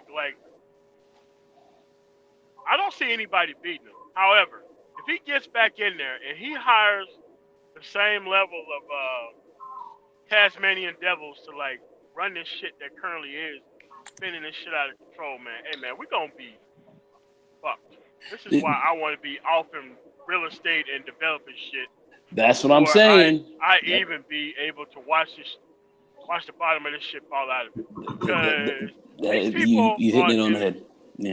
and like Hey, West MOT, Virginia, they don't like them motherfuckers, man, because you promise all this shit, none of this shit's coming back, and yeah, more people are losing their stuff and they're losing patience. Hey, And, MOT, there's a question in the chat from yeah. Anti-Gravity. Anti-Gravity asks if you know about the reefer truck business being down. It's gonna destroy the reefer truck business with the Mexican tariffs because they bring a lot of stuff from like Central Mexico, from the stuff that's grown there here, Hmm. and also the train depots because a lot of Chiquita stuff, avocados, bananas, and all that kind of stuff that comes from southern Mexico come through the rail. So once they come through the rail, dude, it's going. I'm telling you, food's gonna go up by a Oh yeah, lot, oh yeah, a bananas and all that lot. stuff. Yep. Yeah, a lot. I mean, and it's not like we was nurturing the infrastructure here in America so farmers can get all these grants to grow stuff because they're pretty much plant spray and rake farmers. They're not out there doing the hard work. That's actually what farming is. Hmm. So they're screwed. So man, he is setting this thing to blow, and I Hmm. don't know why people are not ringing the bells. I mean because GM and Ford could have lasted another 5 years without the tariffs. Once he brought the tariffs in place, he pretty much dried up everything like within a year and a half. Now, I'm like, that's damn, interesting that you bring this up because Carrier moved from what? What was it? The Midwest? What state was that? Ohio or Indiana? Indianapolis. Yeah, Indianapolis. yeah, And now they open up a new facility in Mexico yes, for air conditioners. So yes. now how are they going to get those air conditioners back into the United States? And now all those tariffs is gonna hit. Like all those people who moved to Mexico are fucked. Everything that they thought that they was gonna save going down there, they're not gonna save, and it's probably gonna be double the price shipping it across the border. I mean, because we're not talking about 5% of the selling price. We're talking about 5% of the creation price, which is gonna quadruple and quintuple the actual price of the actual product itself. Yeah, it's MOT, there's a question in the chat for you. Paul Bryant asks, how will autonomous vehicles affect your trucking business and the industry as a whole? well, right now they're doing that, but you got to understand that there's going to have to be a lot of United States infrastructure along federal highways that's going to have to be put in place in order for that to work. Hmm. It's going to have to be a lot, and like right now, Like those factories that are still in Detroit, they still operate, except for they just have machines in there doing all the shit, putting Mhm. it on trains and shipping it to Mexico. So what it is before the actual I'm drawing a parallel between two things. I am going somewhere with this. But what it is that those machines was moving awful slow. Like you're gonna have probably trucks on the road, but they're gonna be moving really slow at first, and it's gonna be super not cost effective, and then all of a sudden, in 6 or 7 years, like I guarantee you, in about probably about 20 years full on board, trucks are gonna be automated. 20 years. Oh Once yeah, It 5G rolls out, once 5G is completely rolled out, game on.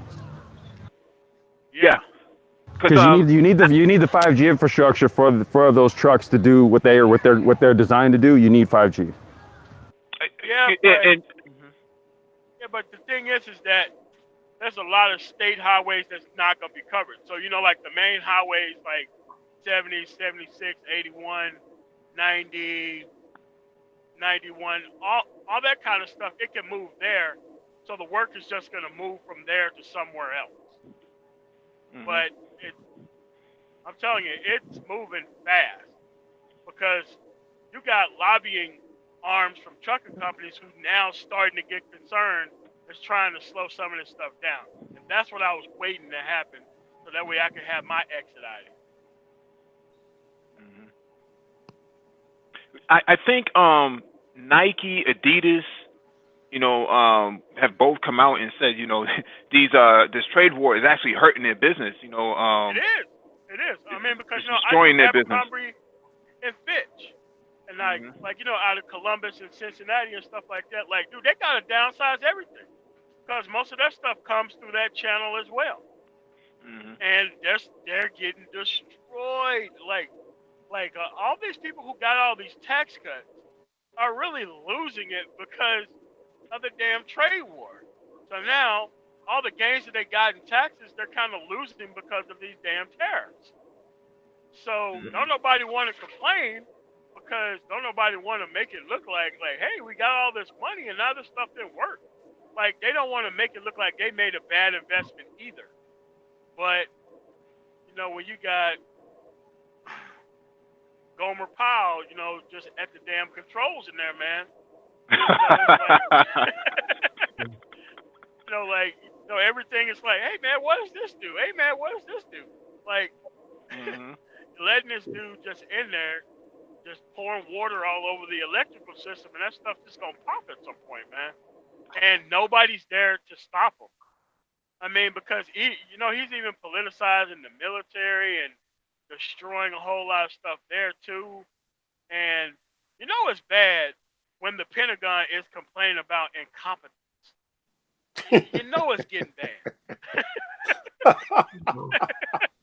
Hey, I was reading an article in AT the other day that said Nike is complaining because there's this sneaker company. There's a company in China that is like the second biggest manufacturer sneakers in the Mhm. world, and they're about to eat Nike's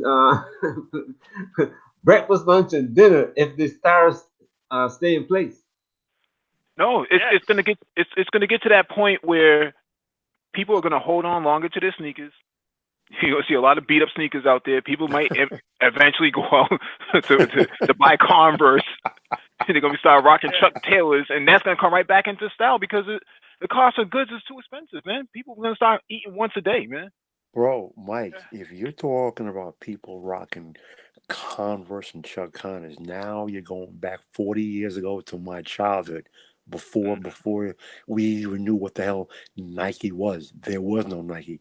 It was about Puma, Adidas, Shell Tops, British Knights, British Walkers, Travel Mhm. Fox, every brand Mhm. except Nike.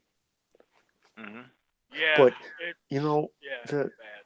thing is this. The thing is this, though, right? We live in a global economy, all right, and Mhm. most Americans just don't know it, all right. Most Americans are insular. They have their heads buried in the sand, all right. They simply parrot what they see on the news, and that's mindless sheep. We live in a global economy. The reason America went to war in the first Gulf War was not for the oil for us, it was for the oil for Europe because our economy is dependent upon Europe's economy. And Europe Hmm. gets their oil from the Arab nations. Right. America only gets 8% of its oil from the Arab nations. So Hmm. America did not have to go over there to fight either of those Gulf Wars. With all of that said, it was proven again when we saw what happened with the 2007 2008 housing crisis. All right, America got a America sneezed, and the rest of the world got a cold because of the interdependent, interrelated global economy. Even Hmm. now with China, China is economically tied at the hip with America for ulterior motives, but I digress. That's my personal theory. So, you know, the entire concept of a trade war is comical and laughable when you see every American economy. If you've been looking closely, every American global industry has been making a power move into China since 2005, 2006. Hmm. Nagone can correct me if I'm wrong on that, but from what I've seen, as far back as 2004, every American global industry has been in China, been making power moves. Why do you think every movie and television show has episodes set in China? Because the Chinese government says if you don't commit resources and film part of your production in China, it cannot be shown on Chinese media. So my point is, the idea of a trade war is laughable. Now, I don't know who came up with it. I'm of the personal belief it was not Donald Trump, but my mindset is there is a mindset at work. There is a game plan at work. I'm not so Hmm. sure. I can't say that I know what it is, but judging by history, I refuse to believe that this is one person just willy nilly saying yeehaw and riding off into Hmm. the sunset saying that, yeah, we're going to have a trade war and we're the greatest and we're the best. That works for public theater and that will definitely get him reelected. But on a larger, deeper mindset, I just have to think that there is a ulterior game plan here that we're just not seeing. That the bleeding and the bloodletting that's going on now will probably continue, will probably get worse. But there has to be some ulterior motive that we're just not seeing. Regionally, it's not helping us Hello? in this country. Yeah, I'm sorry. Regionally, it's not helping us that well in this country right now. And like I said, we've got to get a handle on this. Like I said, Trump. You were saying Trump inherited a lot of stuff. He fucked up the boardwalk over there in Jersey. He did a lot of fucked up. He did a lot of fucked up stuff. I see the game that was played with him, and I'm not that impressed with him as a businessman. He was never a real developer. Tishman, Zuckerman, and these guys, those were developers. When you talk to those guys, and then when you talk about Trump, they laugh at him. And he, a lot of other guys build stuff, and they used and Trump, just sold his name. The guy's a huckster. He sells a lot of stuff. So he's a good salesman, and that's about what I see about him. But as far as president and what it takes to become sharp at the presidential game, it's totally different than what it takes for somebody to be a good salesman or a huckster to make money in business.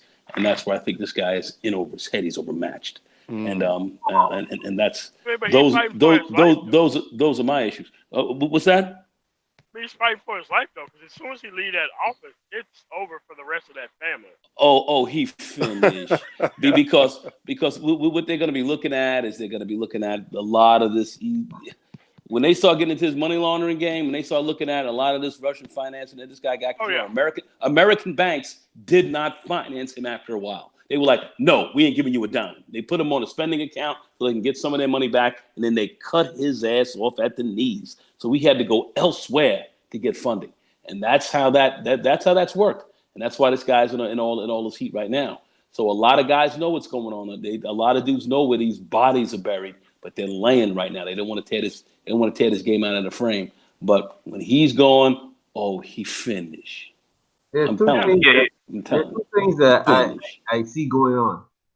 Mm-hmm. One is that when Trump came into the White House, there was a cadre of people that he brought with him that believed that the United States had to stop China at all costs. Hmm. And they believed that if they got into some kind of war with China, not a fighting war, that the United States will come out ahead and we will be able to rebuild before China. The other thing is that I think Donald Trump is going to make a deal before he get out of the White House, so that to get his people immunity, either him or his people immunity, and he's going to sell out the rest of the people. Not gonna stop them state charges though, man. New Yeah, and York is a he's whole nother thing all by itself because all them things happen in New York, and they ain't about to let his ass off the hook with nothing. It's gonna probably be one of the first times that state law takes down somebody like that because it's normally federal law that does that. Yeah, they're gonna be laying on this dude, and he's got a lot of cases also where he's been sued for a lot of the stuff he hasn't paid people. He's unpaid a lot of workers over there in Jersey, when his collapses of his businesses and so forth. This guy's got a lot of issues that are undercover that nobody's really talking about. So, like I said, the presidency right now is putting the cover on this guy. And remember, Bannon and them said, "Listen, man, we've got a 30% chance this guy may get impeached." He knows where the bones are buried as well. He's kind of quiet these days, but at the end of the day, like I said, this guy's got some issues. He better stay president, man. If he's in here, he's got about another 4 years if he gets in of safety, and then after that, how do I like to say? Oh, he finished. Yeah, Hey, I'm gonna jump off. I'll get you guys on the next one. Hey, have a good one, Lionel. All right, y'all all go. right. All Lionel, right, take care. right. But I'll say this about Trump, Donald Trump. You know, personally, just my personal opinion, I personally have always maintained that we will not see an American president impeached because globally, the ultimate sign of instability of a nation starts at the very top. So the powers that be will not allow America to be seen as being unstable and will not allow a president to be impeached. With all of that said, um, I think I think a lot of people will agree with me. Coming from a economic and financial standpoint, we have not seen we have not seen such just blatant financial skullduggery that Donald Trump has involved himself in. Now, whether or not he will actually be prosecuted, all I'll say is this: I personally take a wait and see stance. Time will tell. I don't think so, but I'll take a wait and see. Because, listen, when it comes to prosecuting presidents and people in the U.S. government, I believe it when I see it because when I saw Oliver North on trial for the Iran Contra affair, and Richard Secord and Vice President Bush and President Reagan and everyone, and I saw that trial back in '85. When I saw every one of those dudes get off scot free, that's when I knew that's when I knew you can do anything you want as long as you have the right friends. It doesn't Well, matter well, what you do. well, this is the thing. I think it's more politics because after Richard Nixon and that whole debacle after Watergate, and they saw how this guy melted down, and Mhm. just the craziness that happened after all that. They said they Right, don't want to see that again. They, they, right. they said we don't want to see that again after the Nixon impeachment. They don't want to see that. All right, so they're going to keep that kind of stuff from happening right now. There's a large amount of politics from it, but you're not safe once you kind of get out. I mean, Iran Contra was ill, and these guys got. That made Watergate look like look like I don't know, a food A fight, man. 5-year-old's tea Yeah, party. yeah, yeah, yeah, for food fight in the in the college dorm. I mean, at the end of this, Iran Contra was ill, was ill. was You had a the lot of, bowl. that was a You lot had of the bodies. bowling. You had the Boland Amendment that tell you could not trade arms for hostages. These guys were trading arms for hostages, and they were actually working deals with drug dealers as well to move more drugs to help them to get involved. Oh, I mean, when we really get into this, it was ill. Guys should Yeah. have gone down. They should have gone down, but Reagan his mind was going, and and they did, no, his mind was, he was finished, and they just cleaned, they covered up a lot of craziness. So look at what happened after that. They ain't taking this guy out. I'm gonna say they're not gonna take this guy out either. They're gonna let him finish up and do what he has to do. But after, what's gonna happen after is gonna be a problem. This is one of the most compromised presidents since Harry Truman. I mean, I haven't seen such a compromised guy for my life. Harry Truman, he sat there and basically owed his office, man, to the Chicago outfit. And then had gangsters roll up in his joint and went the gangsters' funerals on. I mean, this shit was ill. So I'm just saying, here you have, a president who's actually, heavily financed by By the Russians. the Heavily Ruskies, financed. the Ruskies. Financed. They're heavily financed. I mean, this is ill. This is ill. And I mean, and this guy's in office, so nah, man. So they're gonna let this guy wash out, but when he gets out of office, man, it's gonna get ill. That's what I think. And these guys know it. They know it. They know it. What about Bush Jr.? Saudis bankrolled him. Yeah, I mean, they've been, Aramco and all that. They've been balls deep with those guys for decades. So They I just- mean, But you see that Bush Jr. can't go anywhere. He can't leave the United States. Junior cannot leave the United States. Neither can. I mean, seriously, these guys. I mean, some countries, even France, they look at these guys as war criminals. They call these guys war criminals. These guys cannot leave the USA. They can't. Yeah. They cannot. Yeah, They cannot. but These guys will be arrested if they go out. For the China. Bush family, that has been the family business going all the way back to Prescott Bush. Yeah. This is and you know what Prescott Bush and Joseph Kennedy. They set up the whole FRB game and all that. So I mean, it's Look, as soon as this guy gets out of office, they put somebody inside there like Barack Obama, who's supposed to be the image, image cleanup guy, and then they pardon this guy, pardon Trump. Yeah, but It's not. no, I'm You sorry. can't pardon for state charges, man. You can't pardon for state Oh charges. yes, you can. Hey, let me tell you. Yes, you can. Okay. A presidential pardon exceeds everything. A presidential pardon is the only thing that covers everything, and it is binding and it is for life. But I don't think it covers what do they call it? Treachery? What we turn against? Treason. I think that's the only thing it doesn't cover. Right. But you got to be charged with something, though. Yeah. Which I don't think gotta he be will. charged. Not yet, but once he's under that, not under that actual, he could be charged because of presidential immunity. Yeah, man. Yeah, as long as he's fact president. checks. As long as he's president, he's good. As long as he's president, he's good. And the chances look, favorable that he, I'm looking at his approval ratings right now, they're about 42%. So, and the economy is looking decent. So, even though his approval ratings are not great, when people come out and vote, I think they're gonna put this guy back in there. So that's kind of what I'm thinking. He's gonna be tough to beat. I do believe in November of 2020. So, Trump I suspect 2020. I have been calling it since 2017. I suspect this is not rocket science. I mean, at the end of the day, I mean, most presidents who are president do get reelected. I mean, it's by a fairly significant a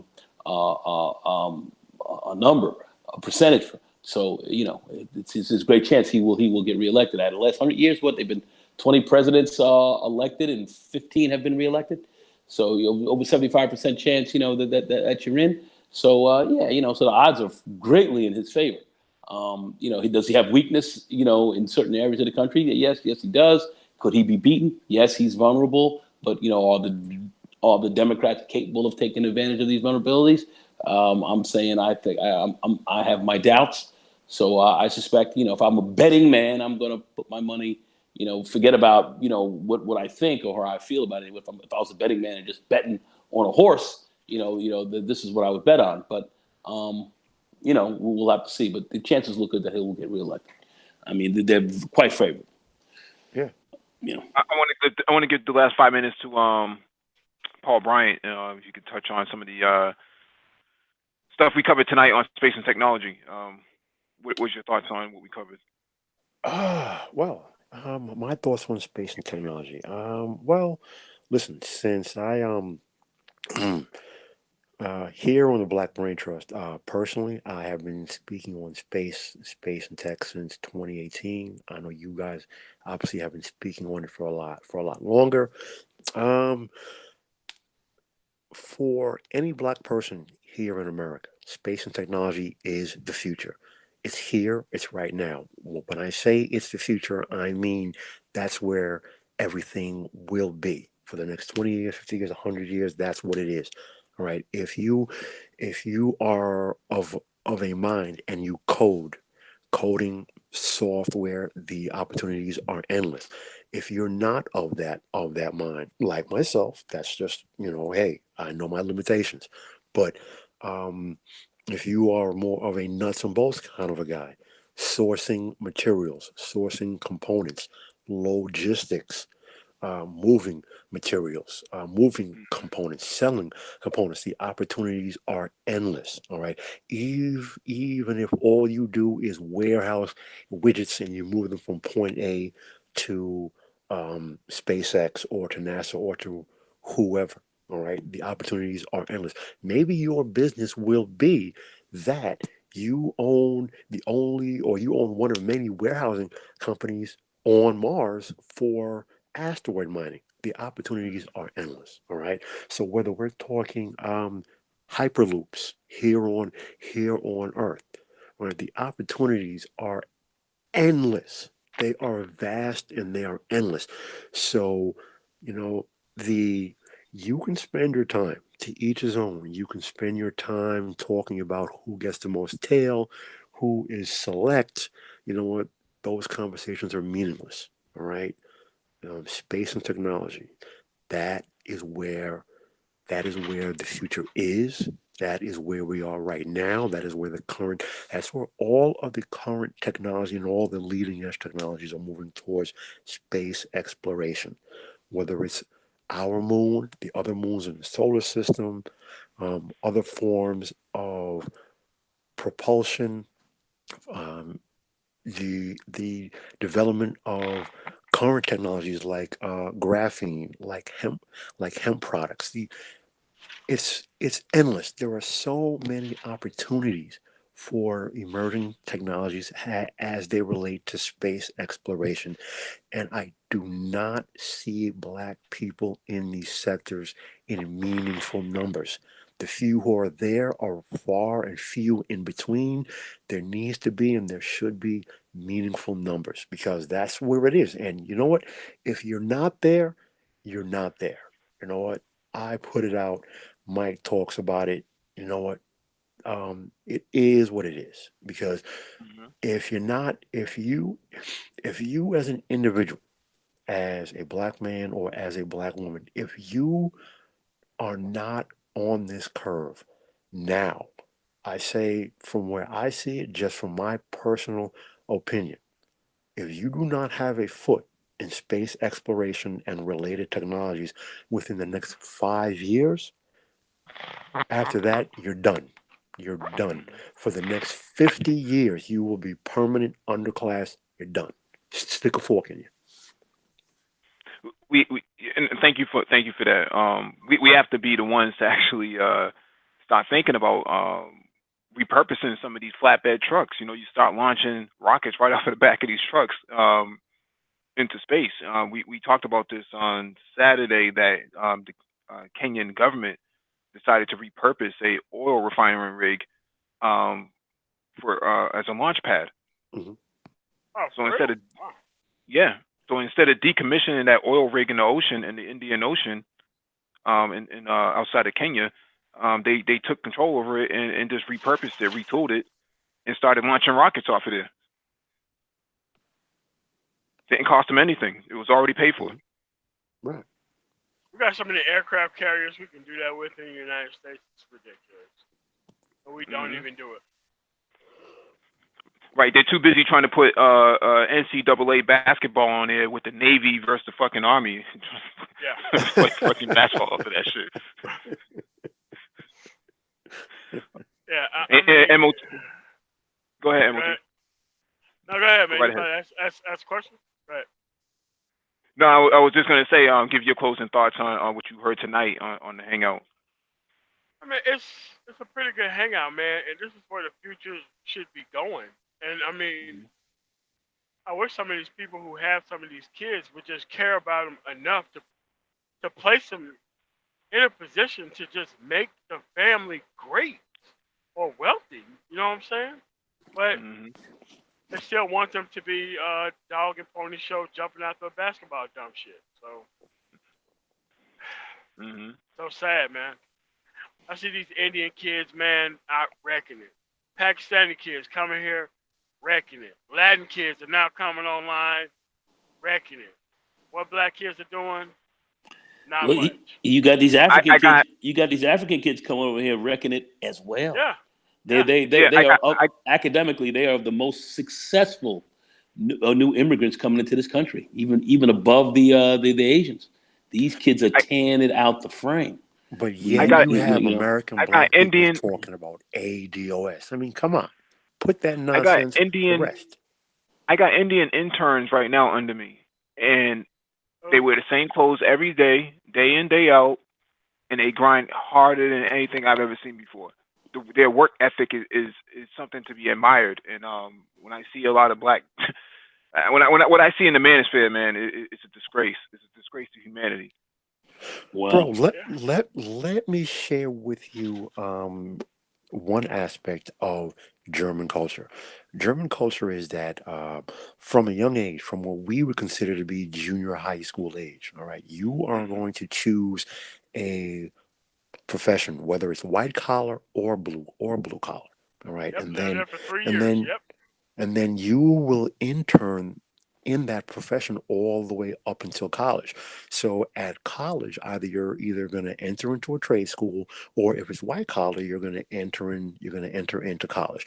Now, when it comes to engineering, all right, Germans are the best engineers in the world. So now my point is that mindset is ingrained in the culture. Even if you are a shoemaker, a butcher, a baker, or a candlestick maker, right? From a young age, you're on that track, and it's in the culture that you will internship, and you will be focused. All right, you will be focused. That laser focused, driven nature, all right, is what makes a lot of Americans say, "Oh, Germans are robots." Yes, but they're a highly successful culture.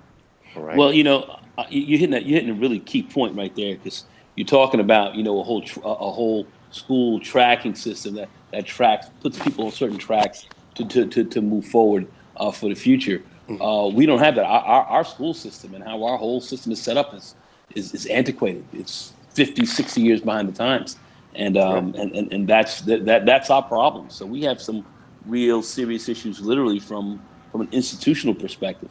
And I think that our school system's been corporatized. I mean, we have a lot of kids who are just not being prepared. We're talking about the old time professions. The market has changed, the game has changed, and we have to really gear our educational systems more to deal with the current jobs that are out here now than what it was back in the day when you were farmers, and then some were going to be doctors, and then some were going to be this and that. It's a different game today. It's a more technological, technically advanced game, and we have to. We are not there. When we look at kids performing at the highest levels of education, American schools are like literally, we're like number 35 or 40 in the world. We're not anywhere near the tops. So even though aspirational and kids' attitudes we think they're highly butter laid, but we're not. So that's a problem that we have, enterprise wide in the United States, and when it hits the black community, wow, boy, it's And affirmative action is about to go away. yeah. Hey, Yep, listen, and all of those eight- stuff. 80% of all engineering degrees given out by colleges and universities in the United States of America are going to foreign-born students, and the majority of them were not raised here. They literally only came to America for the engineering degree because even though Germany has the best engineering schools in the world, they're the hardest to get into. So you can come to America and get the second or third best engineering degrees and then take that education back to your country. And that is what 80% of the people who get engineering degrees in the United States of America, they do. That is a huge problem. Brain drain. You cannot develop, much less retain your own intellectual talent. And black community has the worst problem of brain drain. Yes. Complex, And go ahead.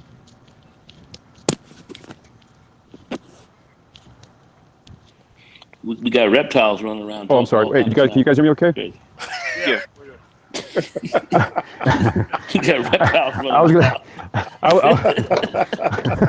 was gonna say, I think what's going on here is that the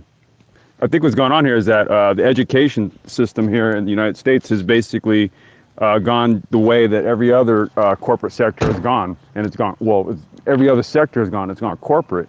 So the education system in and of itself is the business. It is a business, and that's how it's kind of shifted from training and educating to go, kids to go into certain sectors of industry, and then now it's just become about aptitude testing. That's all it is now, and so it's largely taken the focus away from actually setting the youth of this nation up to go and become your workers, your labormen, your middle management and all of that.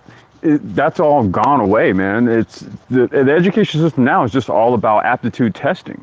That's really all it is. And just like everything else, they import their talent. The talent's imported.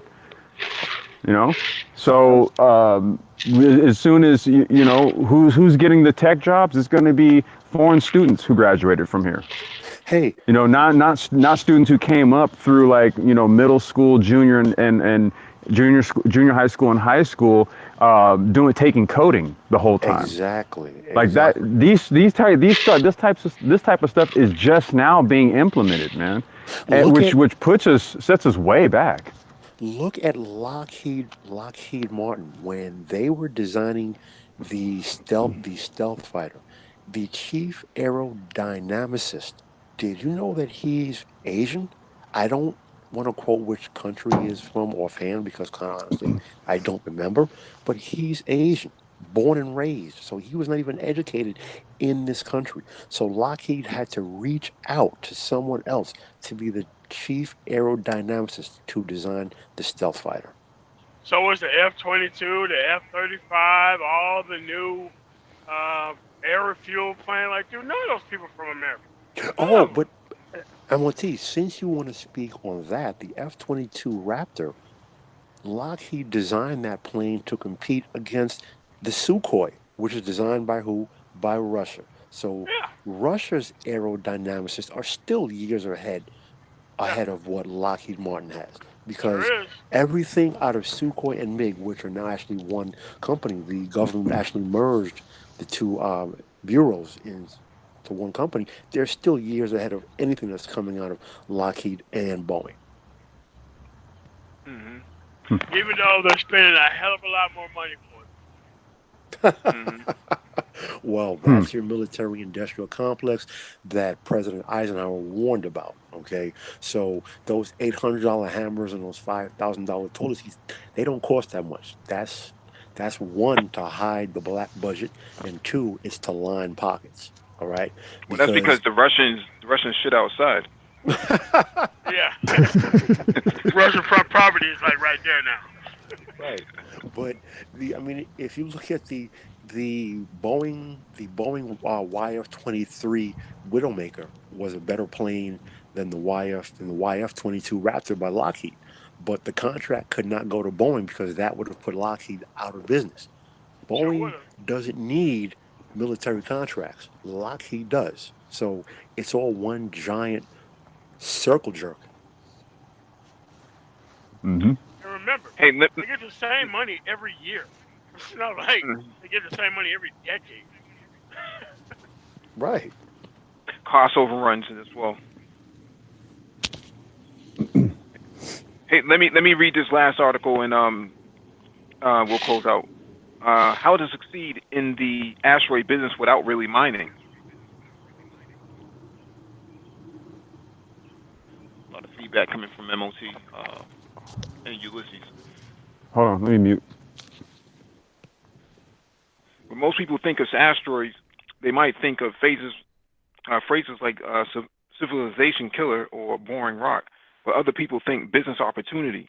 A growing set of companies, including deep space industries and planetary resources, want to mine asteroids for all they are worth. After digging out materials like water and precious metals, entrepreneurs can sell those commodities in space to the maybe Burgonian exploration industry and back on Earth, where Earthlings are still a long way from mining asteroids. In the meantime, then, mining companies need a short term financial plan to stay in business. To make money and advance their technology in the lean years, the ones between mission planning and cashing in on those sweet sweet space rocks, they sometimes have to get creative. Not every nascent space company gets to rely on billionaire backing. No deep space industries had to start by searching for funders. Last fall, the upstart company snagged a seed investment from the firm Metatron Global money that will help make general hires and drive product development.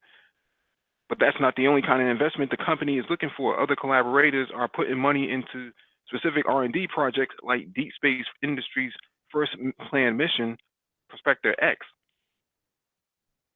Set for launch in 2017, this nano satellite will stay in low Earth orbit, testing the tech that will go to an actual asteroid like propulsion, navigation, resistance, and resistance to radiation.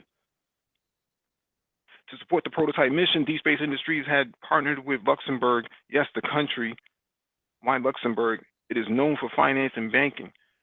Yes, Megan Crawford says Megan And Crawford, Deep hiding Space Industries. vast sums of money. Sorry, Mike. Yep, director of communication and has a deep background in mining and the steel industry, as well as the vibrant high-tech industry. After Prospector X proves its technology, Deep Space Industry plans to launch the real deal, the 50-kilogram Prospector 1. This spacecraft will, by the end of the decade, the company says, actually go to an asteroid and appraise its value using a mid-infrared camera and a neutron spectrometer to see up to 3 feet below ground. Eventually, a harvester spacecraft will dig up the stuff these instruments see and sell it for cash dollars. So I wanted to read this because we've had some pushback the last week and a half to maybe 2 weeks about asteroid mining, and you had people trying to tell us that we smoke crack, it's a cockamamie scheme, and here you have an article saying exactly what we've been saying. Well, first off, small minds discuss small topics. Mm-hmm. Small minds discuss small topics. Okay. I do not take seriously any person who is not actually doing anything themselves telling me what I can and cannot do or should not do, especially when instead of watching Pornhub all day, one can use the internet and research what is Mm-hmm. actually going on with space exploration. With all of that said, you have just presented yet further proof, that only backs up everything that everyone on this panel has been saying for months. Okay, since 2018, when I first started to interact with the Black Brain Trust on space exploration and space mining. There are many technologies in the works. There are many technologies that are in the R&D stage. There are many technologies that are in place. All right.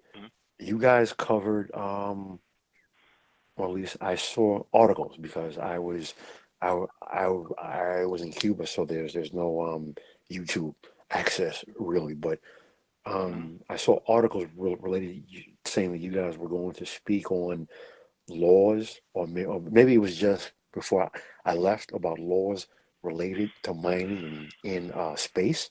Okay, so the government would not be passing laws for mining in space if they were not already on board and had this mapped out and ready to go. Okay, so in the face of all of this, all I can say is there is a reason why you do not even hear me entertaining the conversation of individuals who are naysayers. Okay, because people like that are the very types of people who one day on the 7 o'clock news, when they see Lionel and Mike V coding for for robotics that are on an asteroid, they're going to be saying, "Well, why don't you guys own your own space robotics company?" All right, it's sheer and utter nonsense. But Well, just I just want to. let them fall, let them find. As soon as they announce that they found vibranium, though, I think everyone's tune will change at that point. I, I just want to make a reference point to the article says a nano-based satellite. For those of you who don't understand what a nano-based satellite is, it's a satellite the size of a credit card. Remember Saturday we were discussing this same subject about nano satellite, and I tell you the article says almost what I said. You can, because everything in the universe is based on spectrum. It's electric. You can find anything with that small satellite. You can program it from Earth. You can look at what you see, what that satellite sees on your cell phone, because it's just a signal.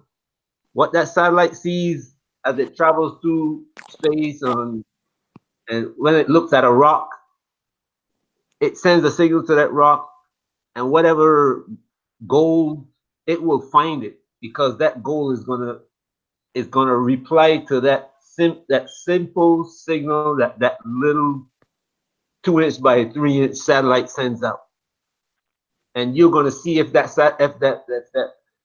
rock or whatever piece of space rock that you looking at, what kind of minerals are on it, and you can put your name on that, register it as yours. Boom, you can sell it to who you want to sell it to. You know, So at that point, will it be ADOS or will it be EDOS? I mean, it's dude, it's just mindless nonsense, man. I mean, at what point do you stop the emotional rhetoric and just get on with the actual business of doing business? Nothing else matters. Nothing else matters. Put money on the table. If not, sit down and shut up and let those of us who put money on the table conduct business. And with Look, that and you being know the said, thing is that this. Oh, Mike, real quick, I just wanted to say this. That would be then the perfect venue for cryptocurrencies. I would posit to say that if it was Prospector X, that company does achieve what they state, trust and believe, man, there is going to be a ton of cryptocurrency firms knocking on their door. Did you see the email I sent out through the email chain about um and yeah, you guys already spoke on it, but about the launch of SpaceX, and they put their first 60 mini satellites in Oh yeah, space to The start. Skylink. Correct. So they are going to bring internet connectivity and access for the first time global from anywhere on Earth. You no longer even need the infrastructure. As long as you can power your receiver, you will have access. What are we talking? We're talking bringing Star Trek levels of sci-fi into reality. Connectivity anywhere on the face of the earth, as long as you can power the receiver in your hand. Okay, so And you know that was the first. That was the 60. Though those 60 satellites were the first of 12,000. correct. And if I read, what I read, um, properly, they're expecting over the next 24 to 36 months to have them all in space, ready to go. All right. Okay, yeah, I'm sorry. Yeah, Mike. Nope, that's fine. We're just gonna close out. Thank you all for joining us, and hit the like button if you have not already done so. Share the video if possible. Refer back to that docket in the description beneath the video for your own personal reference. And keep in mind that we will be back tomorrow for Black Cultural Intelligence Talk, talking about linguistics. So Black men need to get their language game up.